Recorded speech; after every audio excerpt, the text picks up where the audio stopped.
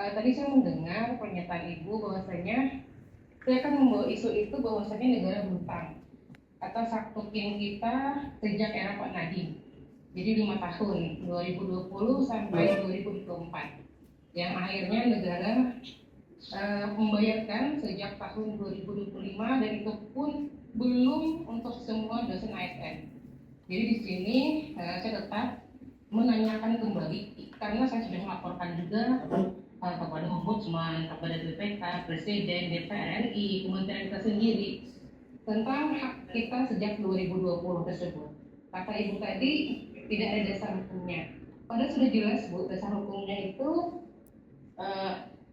kita sejak era Pak Nadiem itu berada di Perpres 136 2018, diturunkan dalam Permendikbud 49 2020. Itu peraturan juknis pembayaran, bukan lagi ranah Undang-Undang ASN pasal 80 nomor 5 tahun 2014. Jadi juknis pembayaran sudah mengatur hak token dosen, di mana hak token dosen itu dibayarkan sesuai dengan kelas jabatan.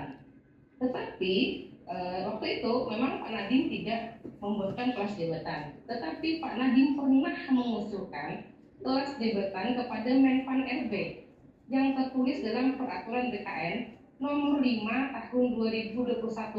Kemudian diubah dalam peraturan BKN nomor 14 tahun 2022. Jelas kelas jabatan kita ada dari asisten ahli kelas jabatannya 9, lektor 11, lektor kepala 13, dan guru besar 15. Jadi dasar hukum itu sudah ada Bu, bukan berarti tidak ada dasar hukum. Tetapi yang saya tahu, pemerintah negara dari awal memang tidak menginginkan kami dapat token. Bahkan sejak 11 tahun yang lalu, sejak Undang-Undang ASN itu disahkan, yang dimana pasal 80 menyatakan PNS berhak mendapatkan token. Jadi pengabaian ini sudah berlangsung selama 11 tahun, dengan rincian 6 tahun kami dikecualikan, eranya Pak Muhammad Nasir, 5 tahun hak token kami nggak dibayarkan. Tetapi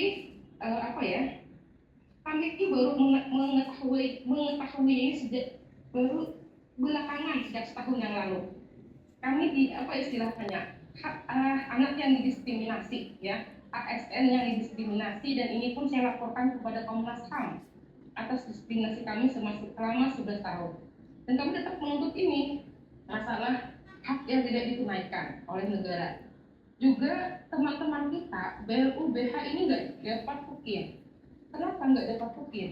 Karena sejak 2015 seharusnya negara itu dia mengatur token dalam peraturan pemerintah dan memerintahkan kepada Menpan RB 2015, jelas dalam Kepres 9 tahun 2015, lampiran nomor 132, agar Menpan RB membuat rancangan peraturan pemerintah tentang token termasuk penggajian diatur dalam PP, tetapi nyatanya nggak diatur. Coba bayangkan kalau seandainya waktu itu negara menjalankan amanat undang-undang nomor 5 tahun 2014 pasal 81 diatur dalam PP, maka semua ASN dosen akan mendapatkan hak token. Nyatanya diatur dalam Perpres. Bayangkan Bu, hampir 100 Perpres dibuat di negara ini yang tujuannya hanya untuk mengecualikan hak dosen ASN. Karena satu-satunya ASN yang tidak mendapatkan hak token itu ada dosen ASN Kemrestek Dikti waktu itu, yang sekarang berubah menjadi Kemdikti Saintek. Hanya satu saja. Bayangkan, membuat hampir ratusan Perpres hanya untuk mengecualikan kami saja satu orang, yang akhirnya terbongkar 11 tahun kemudian. Jadi kami ingin, dan ternyata pegawai BOBH ini tokennya, remote-nya itu ya jauh di bawah token. Saya mendata sekitar 85% PTN BLBK itu dosennya masih ada yang di bawah token.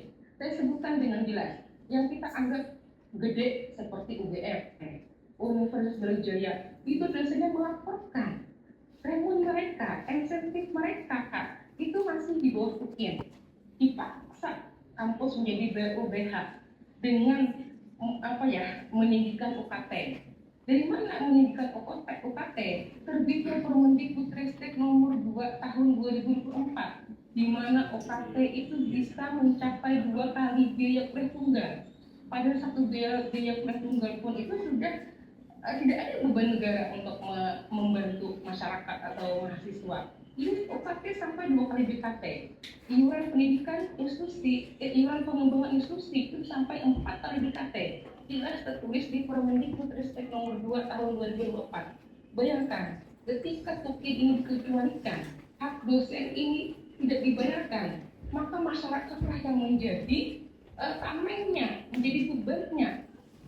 Ini dibebankan kepada masyarakat.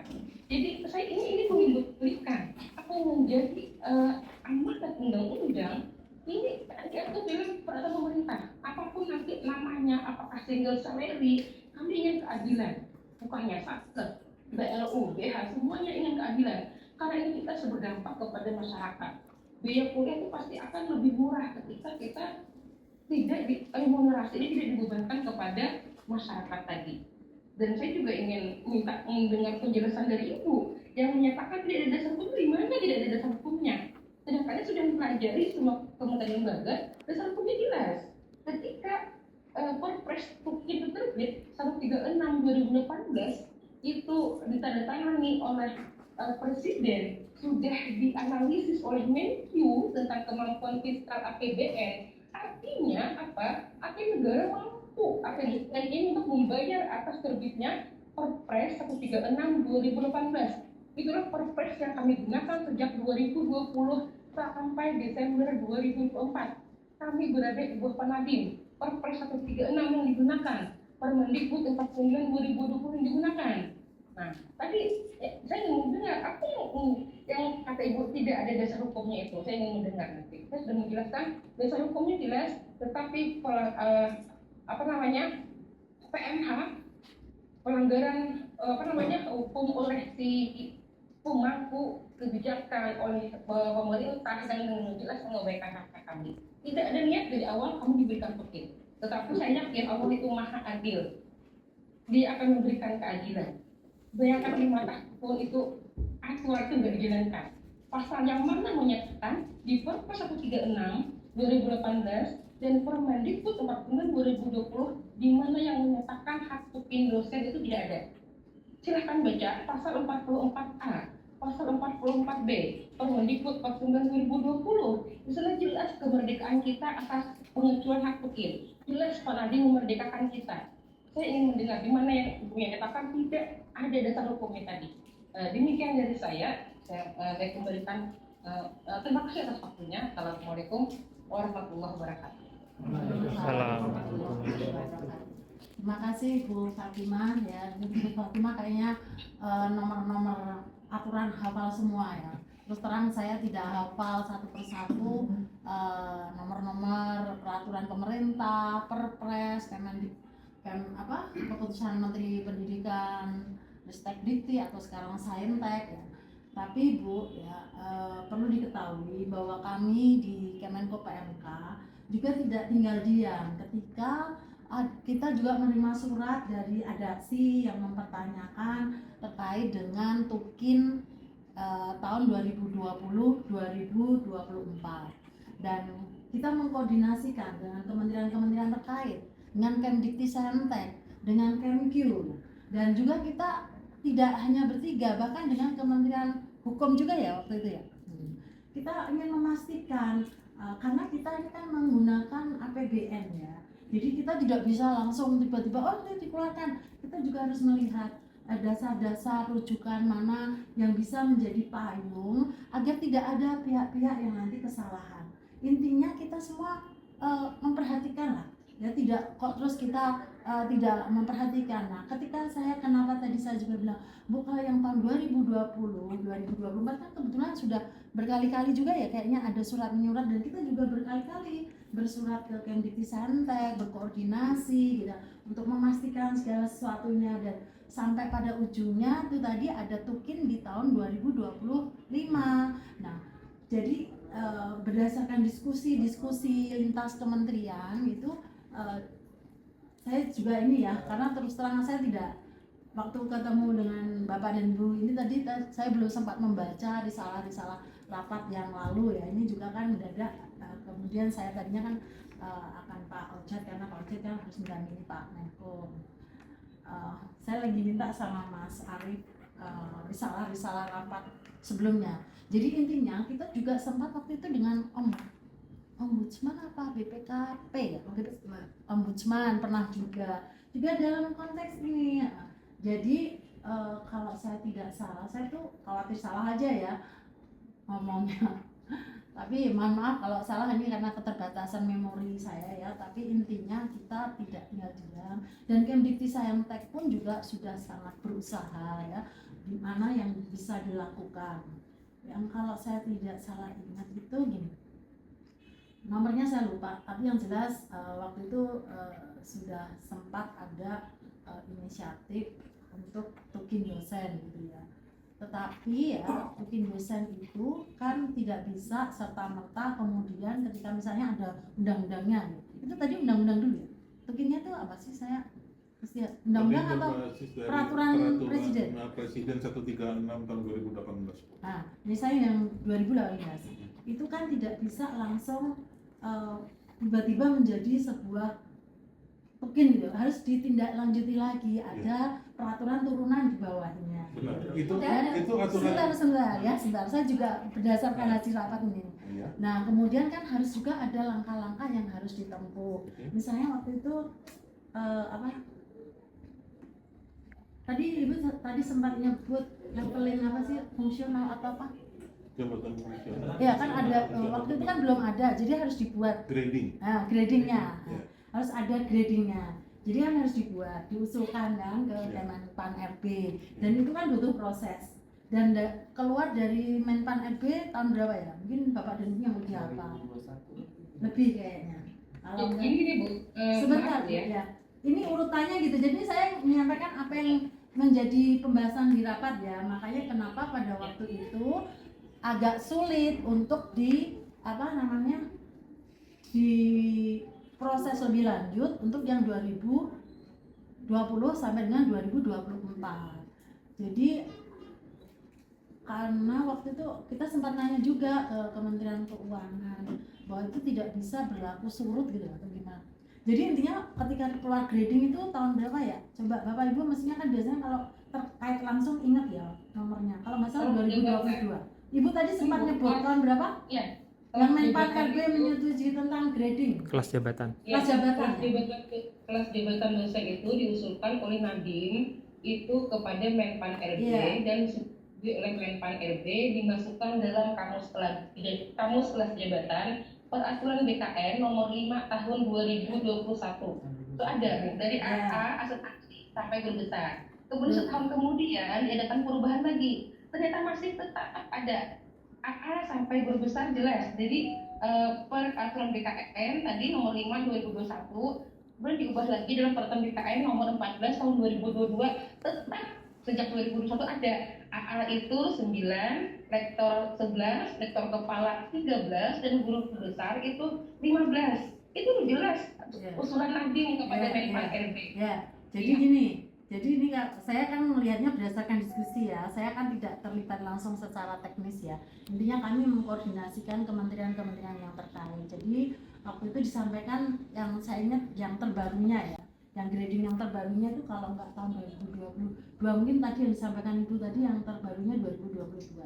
Nah setelah grading yang 2022 itu harus ada lagi peraturan lanjutannya untuk menindaklanjuti itu.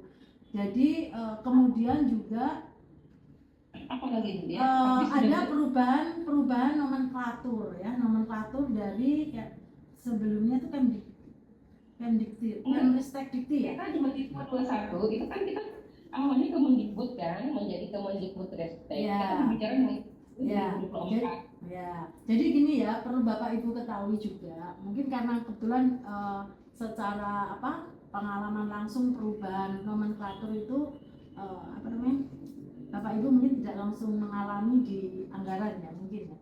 Tapi paling tidak yang perlu diketahui Bapak dan Ibu, perubahan nomenklatur itu berpengaruh juga kepada proses penganggaran. Karena nama kementerian berubah sehingga semuanya berubah, anggaran berubah, nomenklatur berubah, dan pejabatnya berubah.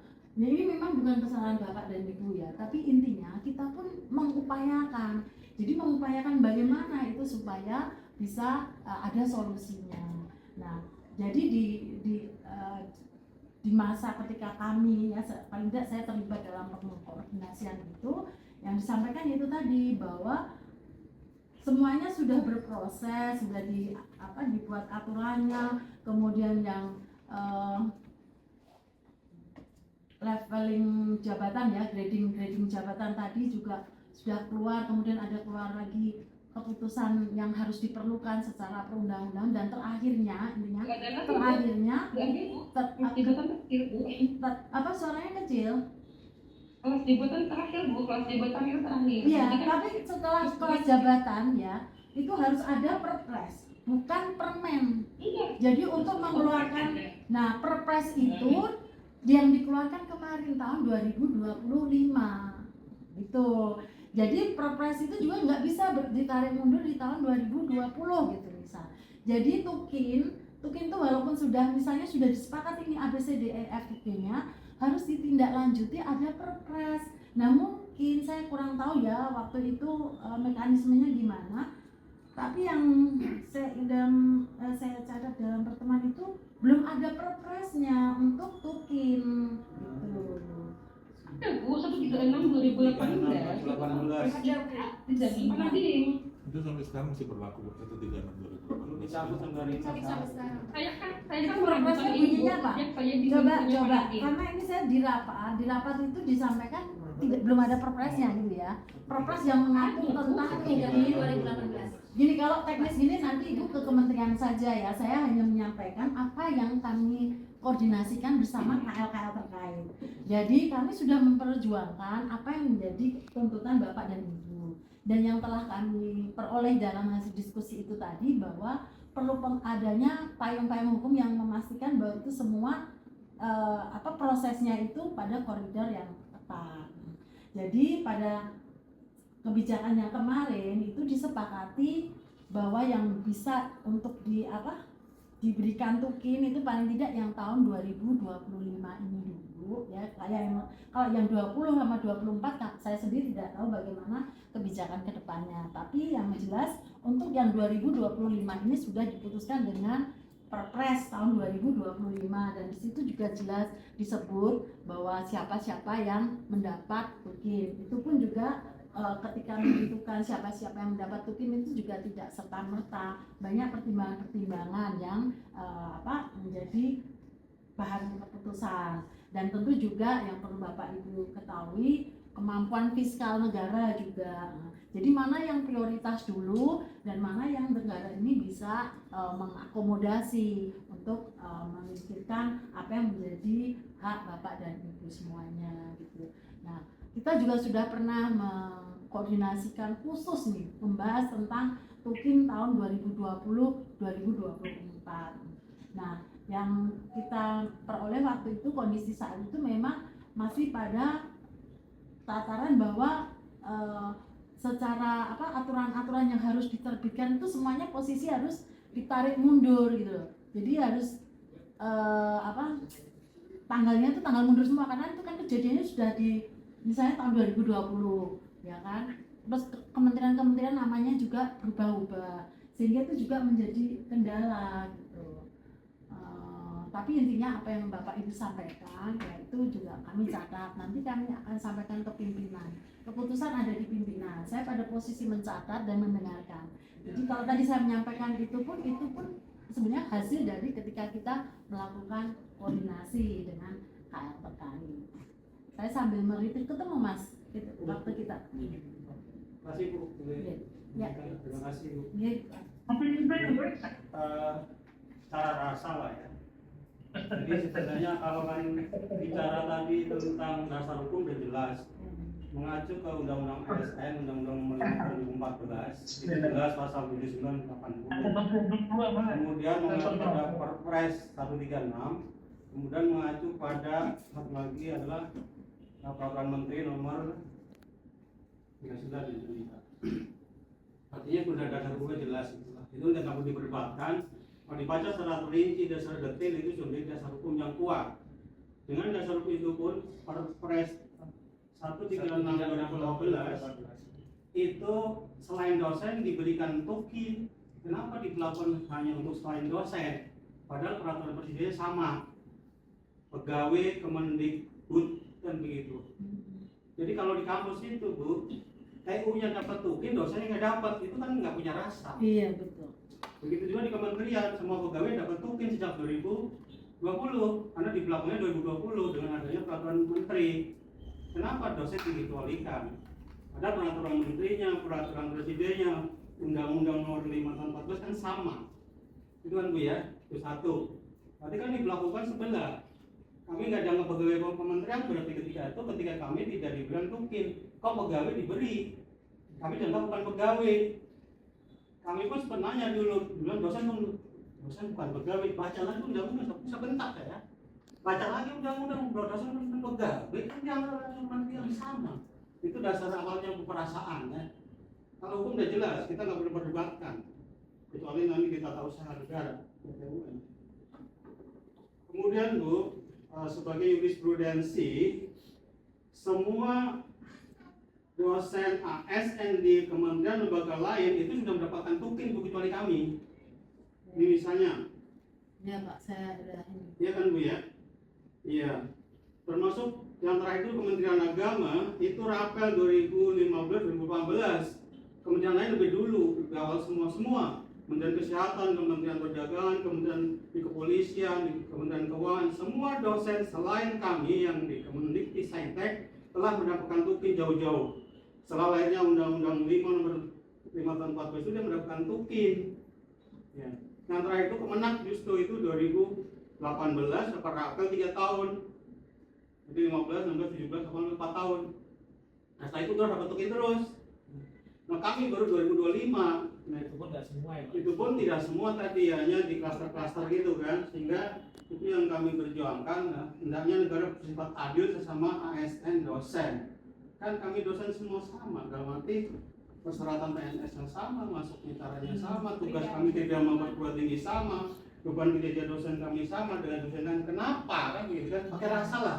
Ya. Kalau pakai undang-undang jelas nggak bisa dibantah, undang-undang jelas itu payung hukum. Nah itu untuk jelas, terima kasih. Makasih Pak. Jadi ini ya Pak, kami itu sebenarnya sangat memahami apa yang dialami dan dirasakan oleh Bapak dan Ibu semua. Pasti ada rasa tidak adil gitu ya. Jangankan antar dosen Universitas ABC ya, Saker, kemudian belum lagi PTNB ya, kemudian belum lagi kalau kita melihat yang PTNBH gitu kan. Sama di kementerian juga sebenarnya sama ya, sama-sama kementerian, masuk sama-sama PNS, sama-sama dites. Satu kementerian dengan kementerian yang lain juga beda-beda. Nah, ini saya jadi ingat. Ini saya pernah juga baca surat adaksi yang dikirimkan kepada Pak Presiden. Ya. Saya juga membuat laporan ke pimpinan terkait surat Bapak. Dan juga ada rekomendasi dari arahan dari pimpinan untuk diselenggarakan rapat dengan KL-KL terkait. Saya juga sudah menyelenggarakan rapat dengan KL-KL terkait. Dan di sini ada catatan saya mengapa pemerintah tidak memberikan tukin dosen AS tahun 2020 sampai dengan 2024. Nanti dari rapat yang kami ini ya Pak, yang kami koordinasikan, dan kami kan pada posisi tidak berpendapat karena kan yang tahu kan mereka. Jadi mereka menyampaikan bahwa Kemendikti-Saintek menyampaikan bahwa perubahan nomenklatur Kementerian Penyelenggaraan Pendidikan Tinggi itu juga berdampak kepada penyesuaian regulasi. Dan ini tadi kalau kita ngomong dalam konteks regulasi. Kalau dalam konteks rasa itu memang kita mesti kepengen. Makanya waktu itu saya juga ini kenapa bisa nggak kita usul. Kita sempat tuh ya rapat dengan Pak Sesjen juga ya Mas Arif ya. Ini untuk mendorong agar bisa nggak diusulkan. Gitu. Kemudian kita mengundang Kementerian Keuangan juga. Terus, nah, tidak ada payung regulasi yang menjadi dasar hukum untuk mengajukan anggaran dan pencairan tukin pada periode tersebut. Jadi, itu tadi, kenapa sekarang yang cair itu kok yang 2025? Karena sudah ada perpresnya, dan perpresnya sendiri juga berbunyi dihitung per 1 Januari ya kalau saya tidak salah. Bulan gitu ya. Terus siapa saja, dan juga ada tiga klaster ya. GLU 1, terus GLU yang belum menerima remunerasi, terus sama LLDT ya, 3 itu. Kemudian ini disampaikan juga berdasarkan Undang-Undang ASN Nomor 20 Tahun 2023, Tukin bersifat opsional. Oleh karena itu, pemerintah harus mengambil keputusan dengan prinsip berhati-hati. Salah satu aspek pertimbangan adalah berbasis kinerja. Kemudian Tukin diberikan dengan prinsip kehati-hatian, terukur, akuntabel, prosedural, reformasi birokrasi, dan juga tergantung dari kemampuan fiskal. Jadi saya jadi ingat, jadi pencairan Tukin itu juga tidak bisa serta-merta, karena itu juga merupakan salah satu dampak dari reformasi birokrasi dari institusi pendidikan Bapak Ibu masing-masing. Jadi kayak misalnya kami di kementerian, Kemenko PMK nih misalnya, Tukinnya berapa persen? Terus kalau kita lihat lagi kementerian yang lain Tukinnya berapa persen? Karena itu berdasarkan penilaian RB, reformasi birokrasi. Jadi makanya tidak sama di semua kementerian. Nah kemudian supaya bisa naik, kita harus mencapai kinerja tertentu yang ditetapkan oleh Menpan RB, kinerja kementerian. Nah kinerja kementerian ini tadi didukung oleh masing-masing staf. Dari staf naik lagi ke Asdep naik ke deputi, dari deputi naik ke kementerian. Kemudian ini disampaikan juga, Tukin merupakan penghargaan atas kinerja dosen, namun pengukuran kinerja dosen pada tahun 2020 sampai dengan 2024 tidak bisa dilakukan karena sudah berlalu. Tidak ada mekanisme untuk pemberian Tukin yang berlaku surut. Nah, ini informasi yang kami peroleh ketika kami melakukan koordinasi dengan KL terkait. Nah, kami juga masih terus ini sebenarnya kita juga melakukan rapat koordinasi bagaimana karena tetap ujung-ujungnya ini ya kemampuan fiskal, tapi Bapak dan Ibu tidak perlu ragu bahwa kita tetap memikirkan ya. Kalaupun secara kalau rasa pasti kita dalam rasa yang sama Pak. Perbandingan kinerja Bu, sebenarnya dosen itu sangat terukur Bu, karena kami setiap akhir semester membuat laporannya BKD, beban kinerja dosen. Kalau kami tidak terpenuhi BKD, kami nggak gaji jam, itu udah gaji dosen. Jadi itu udah terukur dan itu data itu lengkap, udah tersistematis, terdigital. Jadi nggak mungkin mengatakan tidak terukur. Maksudnya, Itu mungkin terukur maksudnya kinerjanya. ya, karena itu tadi Pak, Tersimpan dengan baik, administrasi dengan baik. terukurnya pasti. Tapi ini kan ada yang ini tadi komponen ini, poin ini, perubahan nomenklatur Kementerian Penyelenggara Pendidikan Tinggi yang berubah-ubah berdampak pada penyesuaian regulasi. Saya jadi ingat gini, tapi maaf ya kalau saya salah. Dulu tuh dari Kemdikbud kan terus pecah dua ya? Iya. Pecah dua. Nah Kemdikbud itu tadinya kan ngurus sama pendidikan tinggi. Betul. Nah ketika pecah itu mungkin awal terjadi agak, nah ini dosen ada di bawah mana mungkin itu.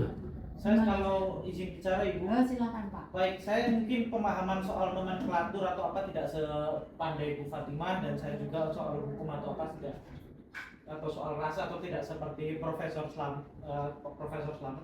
Saya hanya ingin mempertanyakan begini. Sebenarnya buat negara atau pemerintah negara Kesatuan Republik Indonesia yang namanya pendidikan itu sepenting apa? Kalau pendidikan itu penting, sangat penting buat pengembangan SDM Indonesia. Katanya kita Indonesia Emas 2045 kan?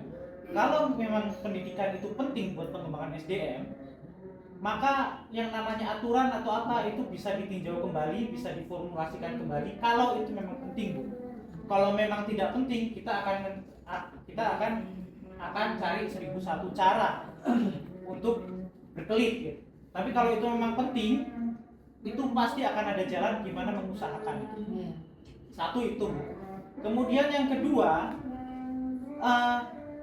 kita itu dalam dunia kerja itu ada namanya fenomena talent war ya, atau mungkin 5 tahun belakangan ini mulai muncul istilahnya namanya brain drain. Jadi brain drain itu adalah talenta terbaik di suatu negara itu keluar dari negara itu karena talentanya tidak termanfaatkan atau tidak dihargai di daerah itu. Nah sekarang pertanyaannya begini, dosen-dosen sekarang yang sudah senior seperti Pak Slamet atau seperti kami-kami ini, cepat atau lambat itu akan pensiun, akan digantikan oleh darah-darah muda, darah-darah baru.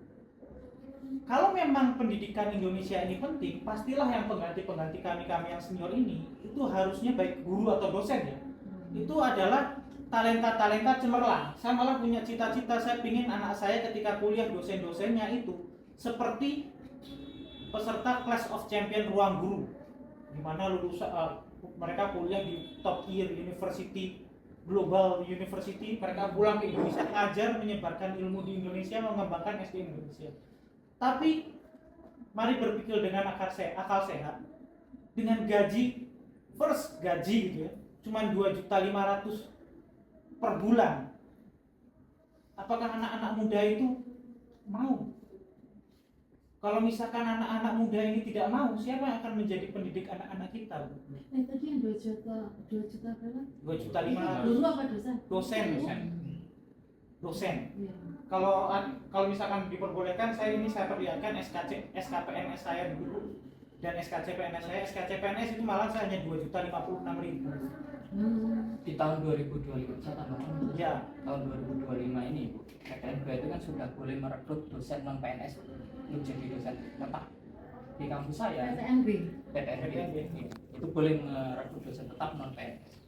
Dosen tetap non PNS yang masuk di tahun 2025 ini gajinya cuma 1.800.000. Dan rata-rata dosen baru kan belum dapat jatah ngajar ya. Ya udah dia harus hidup dengan uang 1.800.000 di kota Surabaya yang UMR-nya 5 juta. Saya sendiri, ya saya baru sih Bu, baru 2024 masuk. Tapi saya sudah ngajar dan sebagainya, itu kalau diakumulasi itu nggak nyampe UMR Bu. Saya kuliah S2 saya nggak pakai uang negara Bu, saya bayar pakai duit orang tua saya gitu. Sebenarnya Pak, kalau ini ya maksudnya pribadi, saya tuh jujur aja ya atas nama saya sebagai Indah Wulandari ya, itu kita sama. Maksudnya saya sangat memahami. Saya aja sama Mas Arif kalau saya ketika mengusulkan apa ya. Tapi maksudnya kan dalam konteks kita berkoordinasi dengan KL tadi itu kita dapat jawabannya seperti itu. Dan kita sudah menyarankan. Nah sekarang kan paling tidak yang sudah dipenuhi kan yang 2025 yang tadi yang menurut Bapak dan Ibu belum semua ya bertahap. Kita juga paham ya kondisi negara dan kita juga paham kondisi Bapak dan Ibu. Tentu kan ya bagaimana kualitas pendidikan ini kalau gajinya juga kayak lambatnya gitu ya. Ya, betul, Bu. Kemudian soal tunjangan fungsional, kalau misalkan tadi Ibu bilang kita harus mempertimbangkan fiskal negara, gitu. Betul Bu, kami juga harus mempertimbangkan fiskal negara. Tapi di satu sisi kami juga bertanya-tanya Bu. Kalau tidak salah kan baru-baru ini Presiden Prabowo tahun 2024 yang lalu ya, atau tahun ini, beliau menaikkan tunjangan fungsional hakim ya Bu. Ya. Tunjangan fungsional hakim yang tidak naik sejak tahun berapa itu?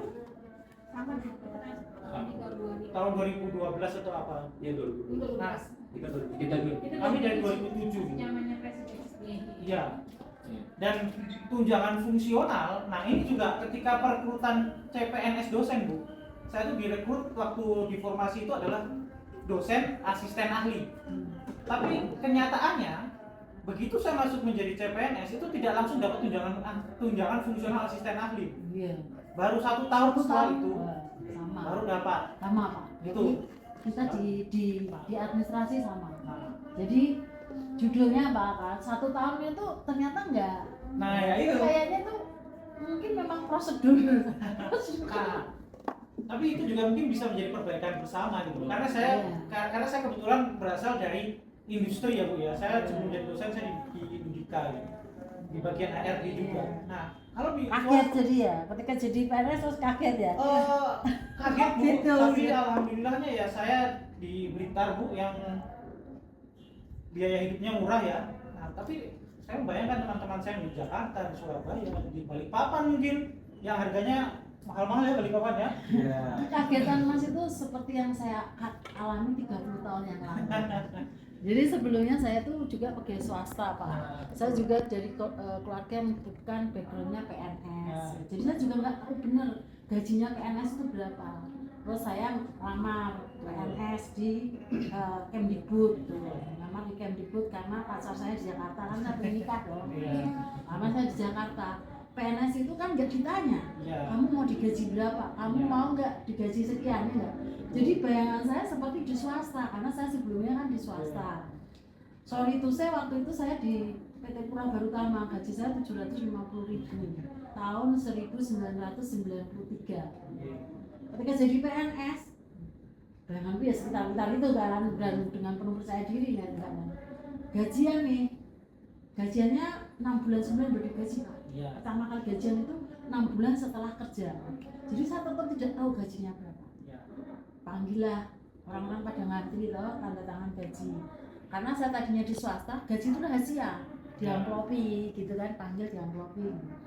Pada intinya begini Bu, Brandon yang dikatakan sama Mas Ges itu sudah terjadi.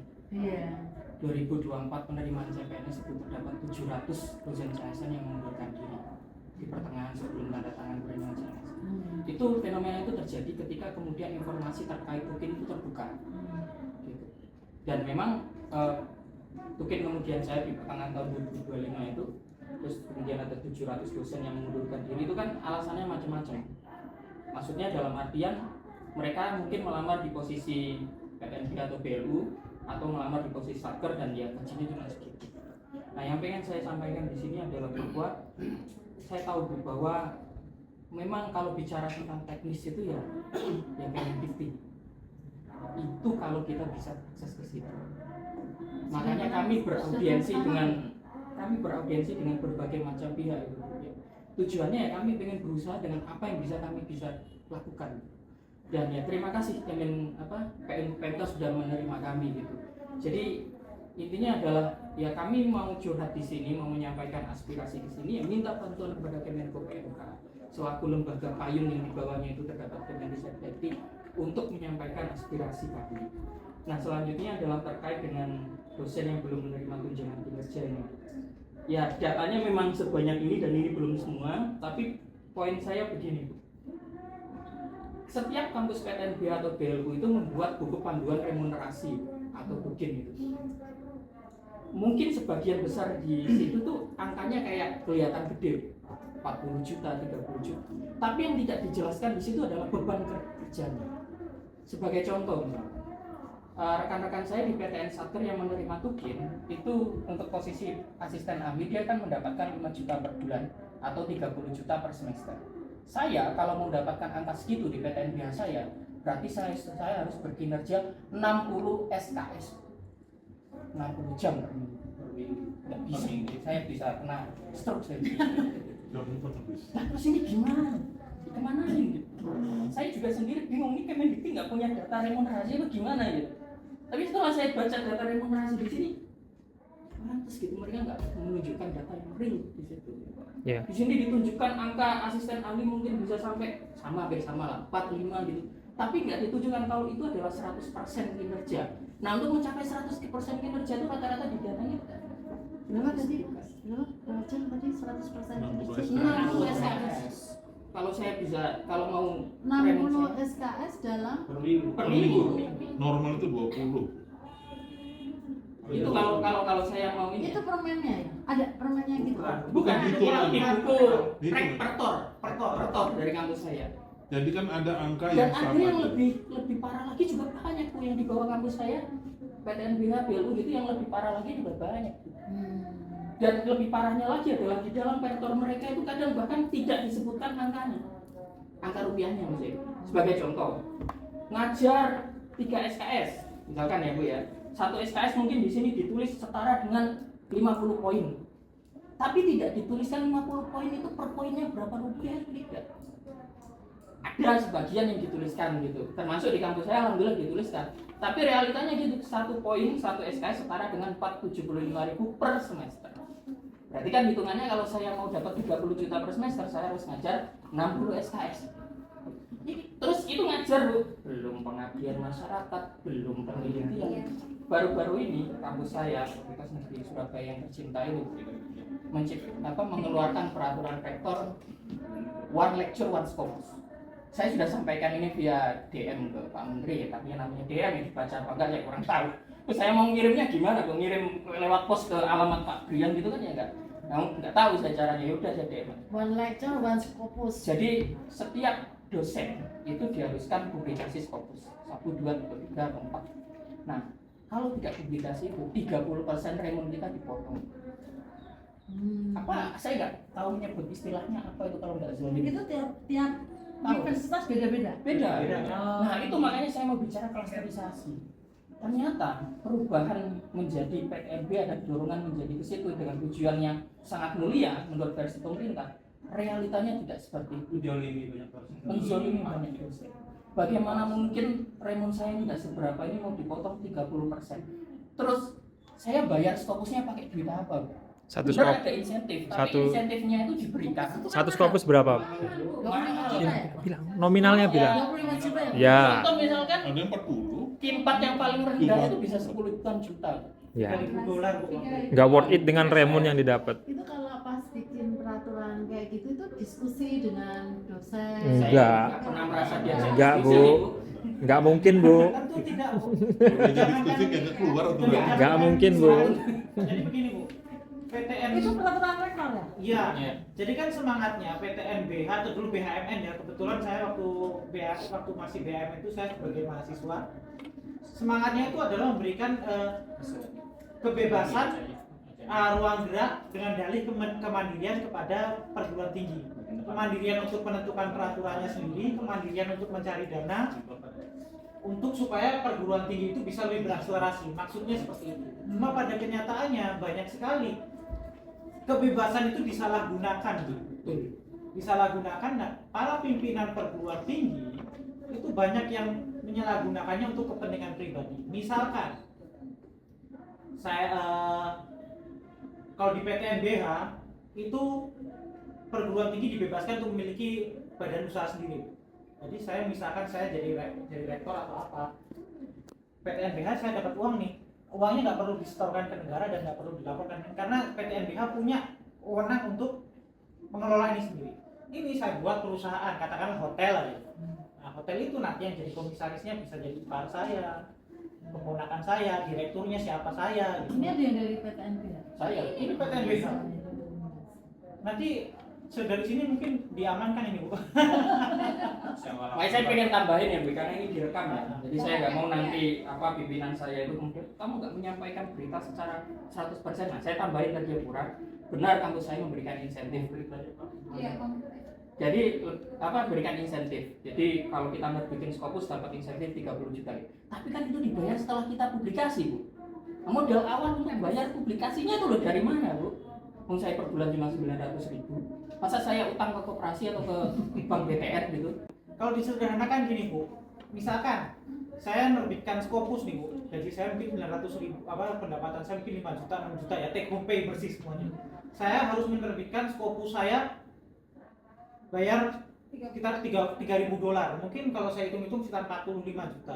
Nah nanti dari 45 juta diganti 30 juta. Masih dong kurang. Artinya saya tetap nomor 50. K1 di saya itu 30 juta fokus Ya. K1 itu. Jadi dan K1 itu sudah jarang, Bu. Ini malah saya sudah dapat data gitu dari Universitas Hasanuddin gitu. Apa namanya? Unhas di Makassar. Sehubungan dengan penyampaian dari pihak pengelola lapangan golf Makassar terkait kelanjutan member tahunan bagi golfer Universitas Hasanuddin, maka dimohon bantuannya untuk pembayaran bagi 8 orang anggota UGC. Nah, 8 orang anggota UGC ini ya UGC tuh. golf. Siapa yang mengisi golf? Nggak mungkin dosen biasa, Bu. Saya juga nggak mungkin menyebut siapa di sini, Bung, direkam, Bu. Tapi Ibu tahu sendirilah siapa gitu. Nggak Dan- tahu saya. Sekarang saya gini di kampus saya kan 900.000 per bulan, Bu. Tapi kalau nggak salah Pak Prodi itu ya dapat ada datanya sekitar 7 sampai 8 juta per bulan. Timpangannya kok tinggi sekali, Bu. Dan itu rata-rata 900.000, remon Kaprodi 9 juta itu aja. dan itu terjadi di BLU dan PTNB. Itu hampir semua perguruan tinggi. Hampir semua. Semuanya sampai semua. Itu yang menjadikan klasterisasi menjadi Iya. menjolimi dosen. Dan kadang nominal pun itu tidak terekspos di semua dosen, Iya. Gini Dan aja. hanya di Pak. kalangan rektorat. Kami catat ya semua apa yang menjadi permasalahan di lapangan yang Bapak Ibu alami gitu ya. Tapi tolong dibantu, kan Bapak yang lebih tahu banget, saya kan khawatirnya saya salah paham ya kan.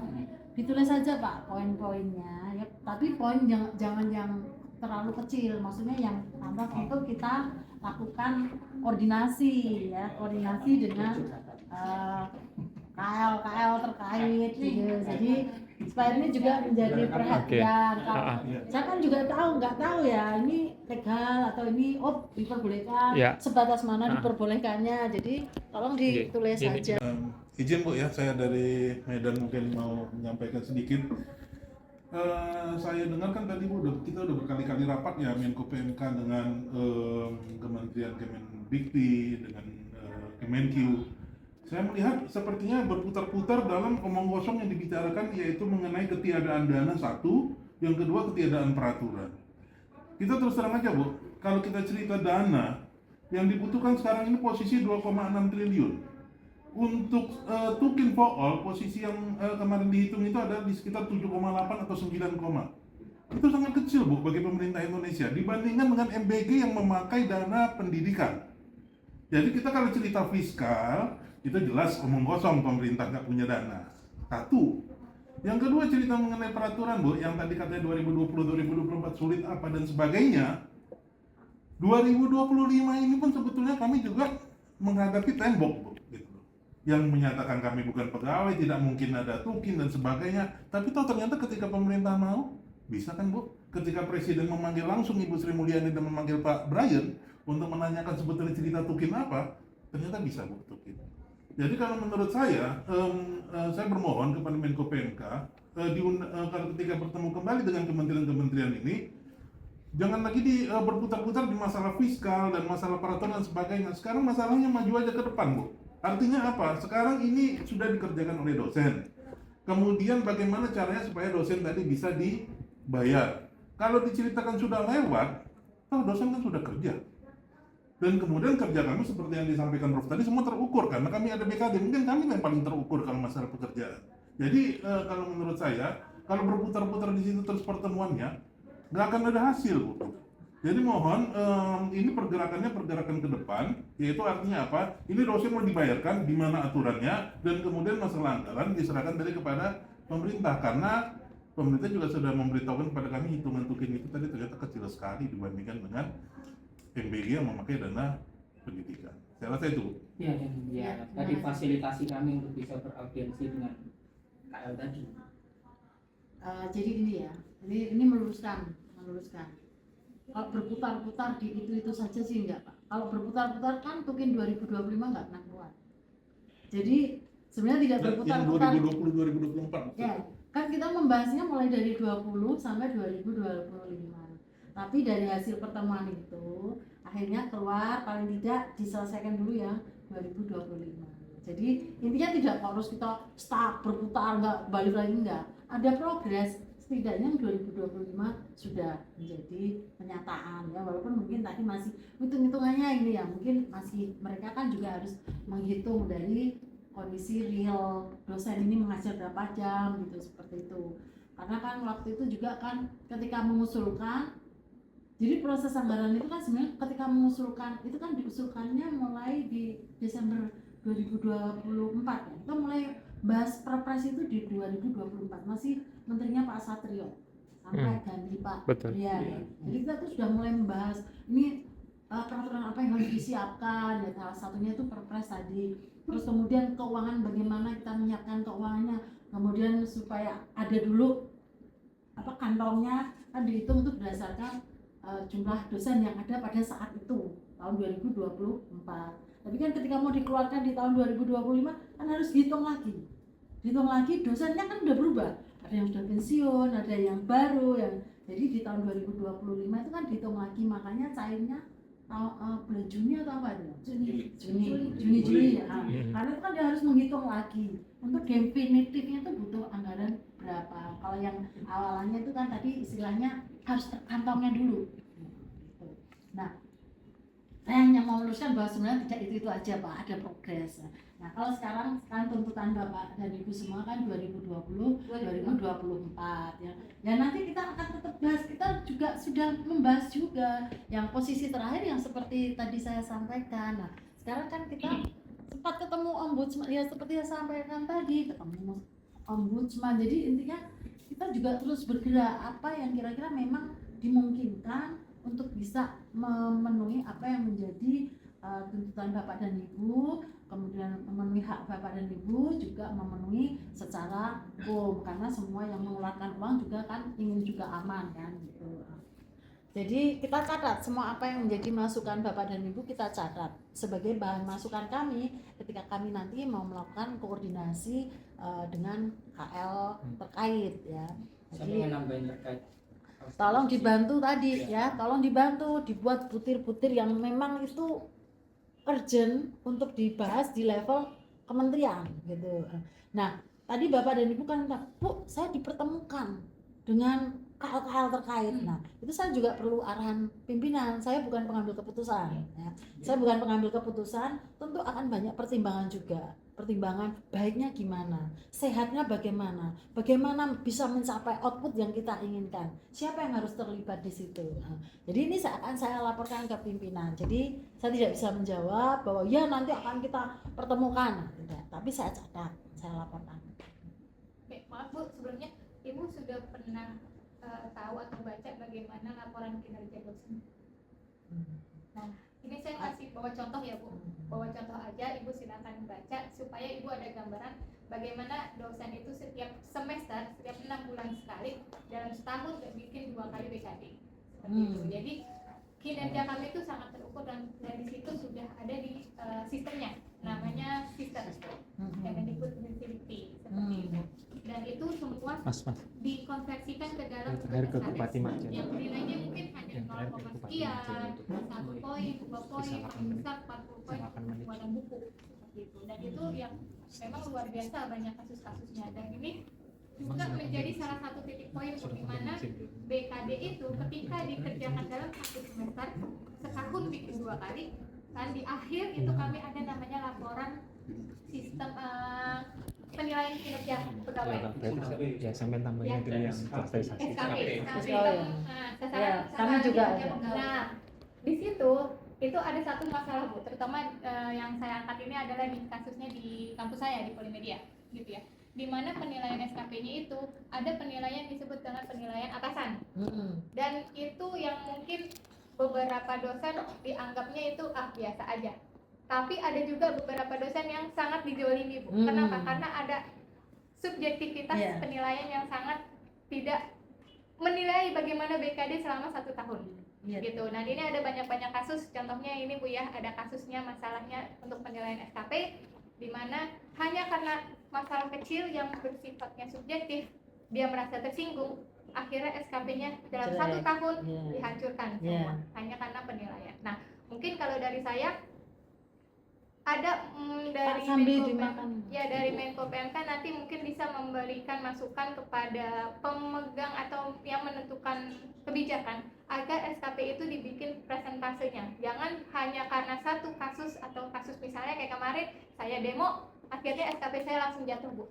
Jadi semua kinerja saya selama 1 tahun hancur semua. Proporsional Dan itu, maksudnya. Ya, tidak proporsional untuk penilaiannya seperti itu. Dan itu banyak juga di beberapa kampus-kampus lainnya. Mungkin nggak cuma di saya gitu ya, tapi di beberapa kampus. Dan juga SKP itu jangan dijadikan satu tolak ukur dan akhir semester semua, akhir tahun semua harus dinilai di akhir semester. Kemarin kami kebetulan juga habis rapat Pak, rapat pengawalan pencapaian RPJMN. Nah salah satunya itu kan RPJMN itu tentang kualitas dosen. Jadi bagaimana nih Kementerian Penyelenggara Pendidikan Tinggi untuk bisa mencapai target RPJMN. Nah, disampaikan apa yang menjadi keluhan Ibu tadi. Jadi kan sekarang itu catatannya mana sih Arif yang kemarin yang disampaikan oleh Kemenak, yang dia mengusulkan ke Menpan RB, itu kan peraturannya Menpan RB itu Mbak. Iya. Jadi itu bukan di Kemdikti Santek, itu Menpan RB yang bahwa penilaian kinerja dosen berdasarkan evaluasi SKP kayak gitu ya. Iya. Kalau dulu kan berdasarkan berdasarkan itu. Nah, sekarang kan berdasarkan SKP. Ini sangat memberatkan karena apa? Dosen itu kan dia harus profesional ya sesuai undang-undang dosen dan guru. Tapi ketika dia benar-benar penelitiannya bagus, misalnya bagus, tapi berkonflik dengan pimpinan. Betul. Nah, SKP itu sangat tergantung dari penilaian pimpinan. Like Nah, this slide. Nah, jadi itu kemarin sempat disampaikan dan kita sudah menjadwalkan one day, tapi kan sekarang kita udah Desember ya Mbak. November, ini kita sudah November, sudah mau Desember. Mungkin tidak di tahun ini.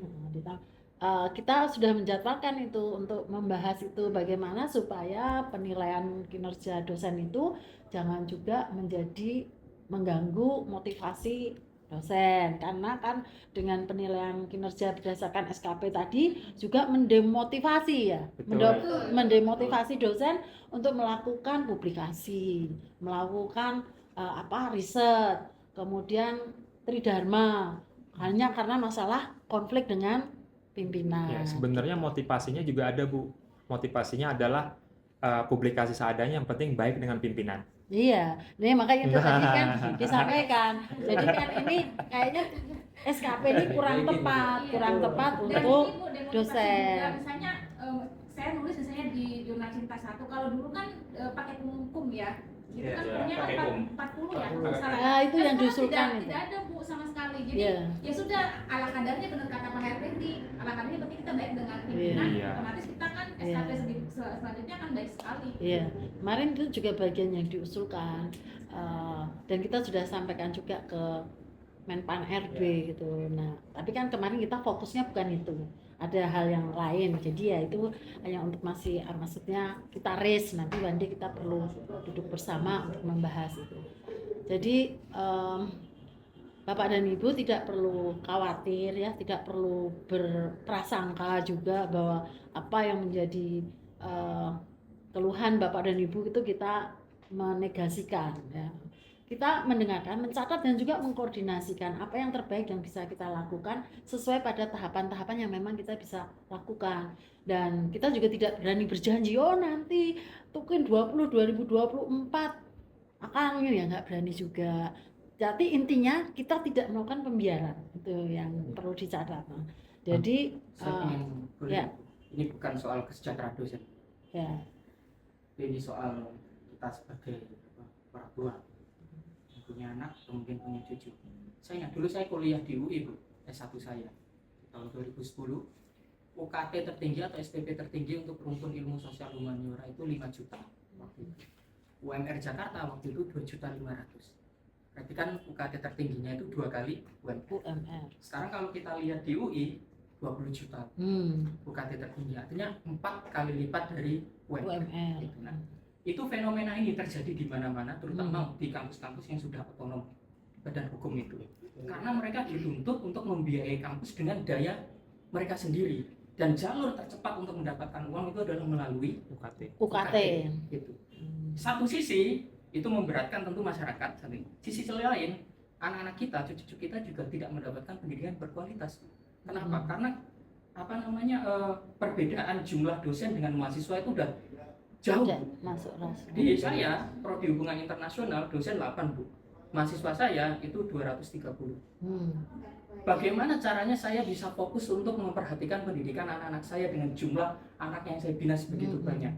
Artinya apa? Tukin atau remunerasi atau tunjangan apapun lah sebutannya, itu sangat berpengaruh, tidak hanya soal masalah kesejahteraan dosen, tapi di masa depan itu orang dengan biaya sendiri aja, Bu, itu aja belum bisa memberikan remun setara tukin gitu, apalagi tidak ada intervensi dari pemerintah terkait ini gitu. Jadi ya akhirnya PTNB tercipta seperti itu, buka prodi sebanyak-banyaknya, buka mahasiswa sebanyak-banyaknya, kalau perlu buka kampus cabang di kabupaten daerah, sehingga kampus-kampus swasta di kabupaten itu mati semua. Itu, dan itu kayak kalau nggak salah sempat dikeluhkan di DPR waktu itu gitu. Nah, sementara RUU Sidiknas kita itu berbunyi dalam jangka 8 tahun setelah undang-undang ini disahkan, semua PTN akan menjadi PTNBH. Nah, itu RUU. Lalu Permendikti yang 2025, saya lupa tahun berapa, itu juga ada kata mendorong semua perguruan tinggi negeri menjadi PTNB. Tambah Kalau- larang. Kalau PTNBH ini strukturnya seperti ini Bu, tidak ada perubahan, ya wassalam Bu. Mending anak kita kuliahkan ke Malaysia atau kemana gitu. Ya bayar uang Lebih banyak tapi murah. berkualitas gitu. Lebih murah. Lebih murah, iya. Bayar kosnya aja. Ya. Iya. Mending kayak Pak, gitu. gini aja Pak, itu kan masih RUU ya. Ya. Yang Permendikti itu udah ada Bu. Enggak yang tadi RUU semua mau jadi Sidiknas. RUU. Ditulis saja Pak, biar jadi masukan kita juga kan. Saya nggak mungkin juga belajar satu-satu. Kebetulan itu kan tidak di saya ya, di ASDEP yang lain. Tapi kan dalam satu deputi, karena ketika pembahasan RUU ini Pak Deputi ini selalu dimintakan pendapat. Jadi kan bisa sekalian bantu lapangan gitu. Jadi kan kita kadang-kadang kan mencari masukannya itu memang harus ke lapangan supaya tahu. Kan salah satu tugas Kemenko PMK kan seperti itu juga, mensinergikan perumusan peraturan dan kebijakan.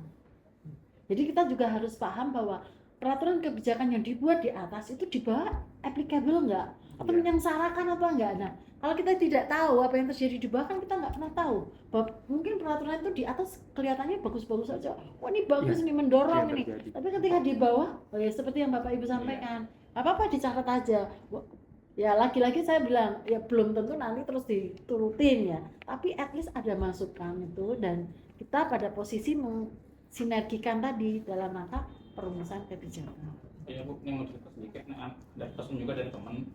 Itu Pesan Bapak juga lah, jangan ya, temen ya, melulu. sampai ke saya, katanya tolong sampein, katanya gini. Itu di kampus saya, ada sih beberapa kampus ya. Ya kan ASN itu nggak boleh afiliasi sama partai gue. Dan, Oh iya, kalau itu ASN di mana saja. dan itu di perguruan tinggi PTNBH itu terjadi. Jadi ngambil proyek ada dari partai dan itu ada tanda tangan kontrak dari orang nomor satu di perguruan tinggi itu Jadi rektornya tanda tangan Rektor tanda perjanjian tangan. dengan partai politik. dengan partai politik dan itu terjadi Bu. Itu terjadi. Saya nggak tahu. Perjanjiannya milih dia gitu. Kalau tidak salah Kalau perjanjiannya dia adalah terpilih, dia akan mendukung upaya-upaya dari partai politik itu tersebut. sambil mengecualikan atau meminggirkan partai politik saya. Partai politik. Dan orang yang berupaya untuk mengadvokasikan ini sekarang di sidang etik. Kenapa Pak? Di sidang etik. Yang etik Bu, gara-gara posting di Instagram medianya itu Bu, apa? Dia kan punya ayam Iya. jago Bu. Nah dia foto sambil minum ayam jagonya itu dibilang sabung ayam gitu. Ini yang berafiliasi politik tadi. Bukan, mereka yang dia yang membongkar itu. Iya, yang membongkar itu. Jadi dicari-carikan mana nih pasal kriminal yang bisa di. Mungkin ada Aku nggak tambahan ikut-ikutan ini. juga ya kalau yang Bang, itu ya. Kita iya. yang ini aja Iya. yang menjadi kewenangan Ah, kita. Bang, mungkin Bu Fatimah ada tambahan Bu Fatimah sebelum setengah jam lagi. Iya Bu. Bu Fatimah. Iya, saya masuk ya. Ya, saya tadi terima kasih Bu. Jadi yang dapat saya terima dari ini dari Ibu koordinasi dengan KL lainnya itu bahwasanya setiap KL lain yang saya tahu mereka berusaha untuk mencari 1000 cara agar tidak membayarkan. Saya tidak tahu apakah dari KL ini ada yang mau membayarkan, saya tidak tahu. Saya dengar bagaimana caranya tidak membayarkan. Nah, ini kan 11 tahun Bu, kami hanya minta 5 tahun, berarti ada diskon 6 tahun. Karena jelas kalau semua mau kembalikan pada undang-undang ASN yang jelas menyatakan tunjangan kinerja itu adalah hak dari PNS. Saya tadi menginginkan juga, ini kalau KL lain ini yang terkait ini yang saya tidak mau membayarkan dengan berbagai alasan nomenklatur ya. Nomenklatur itu loh, Kendik pegawai bukan dosen dapat berpindah ke nomenklatur nggak ada masalah. Kenapa kalau dosen akan bermasalah? Karena itu bukan menjadi permasalahan nomenklatur. Undang saja kami akan silakan kami berdebat masalah hukum. Walaupun saya bukan dosen hukum dan teman-teman lain juga dosen hukum, apa? Ini mau nggak membayarkan intinya? Yang jelas-jelas 5 tahun hak kami. Yang sebenarnya hak kami adalah 11 tahun sejak undang-undang. Kami mengakui Menteri itu perpres waktu zaman Menteri Pak Muhammad Nasir mengecualikan kami. Tetapi zaman Pak Nadiem tidak dikecualikan, tapi tidak dibayarkan, tidak dianggarkan. Ini bukan BLT, tapi kami minta hak kami yang telah kami kerjakan, kami telah mengabdi kepada negara. Jadi silahkan aja undang kami adaptasi, kami siap hadir berbicara masalah ini. Karena itu mungkin lebih enak, karena tadi yang saya dengar semuanya itu bagaimana cara ya tidak ada aturannya, menginginkan tidak ingin membayarkan. Tapi itu jelas kami ada. Dibandingkan Kemenak, Bu, aturan kami ini lebih jelas dibandingkan Kemenak. Kemenak itu rapel dosen 3 tahun, 2015 sampai 2018. Mereka tidak ada peraturan BKN yang menyatakan tentang kelas jabatan. Tapi di era Panasi ada kelas jabatan yang telah diusulkan kepada Menpan RB. Dan negara membayarkan. Tahun 2021 lunas hampir 3 triliun negara membayarkan. Masalah kemampuan fiskal APBN, terus terang saya merasakan baik negara ini punya banyak uang ya. Apakah dari koruptor dan sebagainya, banyak sekali negara ini punya uang. Saya membandingkan, Bu, saya membaca seluruh kementerian lembaga. Bayangkan, Kemensultan, Kemenkyu itu ya, 2025 belanja pegawainya 27 triliun. Sedangkan Kemendikbudristek yang sudah ada tukin itu hanya 15 triliun. Jumlah pegawai kami 120.000. Sedangkan Kemenkyu cuma 77.000. Hingga rata-rata gaji pegawai Kemendikbudristek itu hanya sepertiga dari Kemenkyu. Jauh sekali ketimpangannya. Mungkin mereka 300%. Mampu negara ERB-nya berapa? Indeks reformasi birokrasi itu nggak sinkron lagi parameternya dibandingkan angka nominal persentase tukin. Kalau memang ERB parameternya, saya yakin tunjangan tukinnya Kemenkyu itu tidak 300%. Kami 0% 11 tahun pengabaian hak kami dan hanya menuntut 5 tahun, sudah diskon 6 tahun karena memang jelas itu ada di Perpres 136 2018 diturunkan dalam juknis pembayaran, Bu, Permendikbud 49 2020. Lebih lengkap kami dibandingkan dosen Kemenak. Kalau dicari-cari lagi, ada nggak niat negara ini membayarkan? Fiskal APB itu mampu bagi kami untuk membayarkannya. Ketika kami ditahan hak kami 5 tahun bahkan 11 tahun, sekarang kami minta jangan diminta itu bagaimana caranya membayarkan. Misal mungkin tahun depan ya silahkan, yang penting ini dibayarkan karena jelas sekali pengabaian hak dosen itu ASN. Yang tadi ya, tolong Bu ini disoundingkan. Kalau perlu kami dihadirkan, kalau masih berkelut masalah peraturan, kami siap bertempur masalah peraturan. Tidak perlu kita sampai ke pengadilan masalah ini, hukum perdata tidak perlu ya. Karena jelas sekali, Bu, bayangkan ya Bu ya, kenapa saya ini sangat sakit hati. Saya tidak pernah merasa dosen ini sakit hati, karena saya merasa bahagia sebenarnya di dosen. Ibu bayangkan, sejak terbitnya peraturan menteri, ini peraturan menteri ya levelnya Bu ya, peraturan menteri Permendikbudristek nomor 27 tahun 2022 yang mencabut hak tunjangan tugas belajar nominalnya Rp700.000 per bulan. Itu sudah 17 tahun nggak naik-naik. Dicabut Bu, yang dulu dianggap halal tunjangan tugas belajar, sejak terbitnya Permen 27 2022 itu dianggap haram, harus dikembalikan kepada negara dalam waktu kurang dari 24 jam. Saya diminta oleh negara memberikan ke negara karena ini haram bagi saya. Artinya hak negara harus dikembalikan. Saya kembalikan Bu, nggak punya uang. Saya pinjam di koperasi hutang 700.000 saya cicil tiap bulan. Kurang dari 24 jam saya kembali uang itu kepada negara 7 juta. Ini uang negara, saya bayar walaupun berhutang. Sekarang kami pergi, ini hak kami. APBN itu hanya 2 tempatnya. Kerugian negara harus dikembalikan, hak orang harus dibayarkan. Dan ini kami menagih hak kami. Kembalikan ke negara, bayangkan kurang dari 24 jam uang kami kembali ke negara. Karena diminta. Sekarang saya sudah bertahun-tahun ini meminta hak kami agar dibayarkan. APBN yang membayarkan.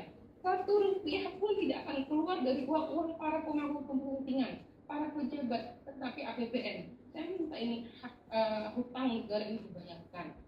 Kami siap untuk hadir kalau masih berkulit masalah peraturan yang mereka tulis, yang mereka undangkan. Ya. Mungkin itu yang dapat saya sampaikan. Terima kasih. Ya, makasih Bu Fatimah. Apalagi ada lagi mau ditambahkan? Mungkin sedikit Bu, saya tambahkan juga bahwa profesi dosen ini kan menuntut standar pendidikan yang tinggi Bu. Ya, sekarang bahkan di beberapa perguruan tinggi itu harus minimal S3 gitu ya. Sementara kita tahu sendiri bahwa untuk menempuh S3 ini kan kalau dapat beasiswa Alhamdulillah. Kalau tidak dapat beasiswa tentu dengan biaya sendiri. Bagaimana bisa dapat beasiswa kalau sementara juga ketika masuk juga dia sudah wajib untuk S3 sendiri. Jadi kalau kita memakai logika berpikir dengan standar pendidikan yang begitu tinggi, maka tentunya imbal jasa yang diberikan tentunya harus sesuai, Bu, gitu ya. Ini kan tidak kalau kita lihat sekarang bahwa apa yang standar pendidikan yang tinggi, tapi gaji tadi seperti mungkin Prof. Slamet yang menyampaikan seperti main-main. Gitu ya, padahal kita di sini untuk menempuh pendidikan S1, S2, S3 ini kan bukan perkara yang mudah.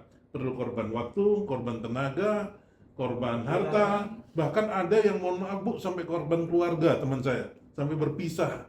Ya, karena apa? Karena harus disyaratkan S3 yang menyita waktu, keluarganya tadi merasa ditinggalkan, dan akhirnya dia harus berpisah dengan keluarganya demi syarat yang dibuat oleh pemerintah. Tetapi ketika pemerintah memberikan gajinya, hal tersebut sama sekali tidak dipertimbangkan.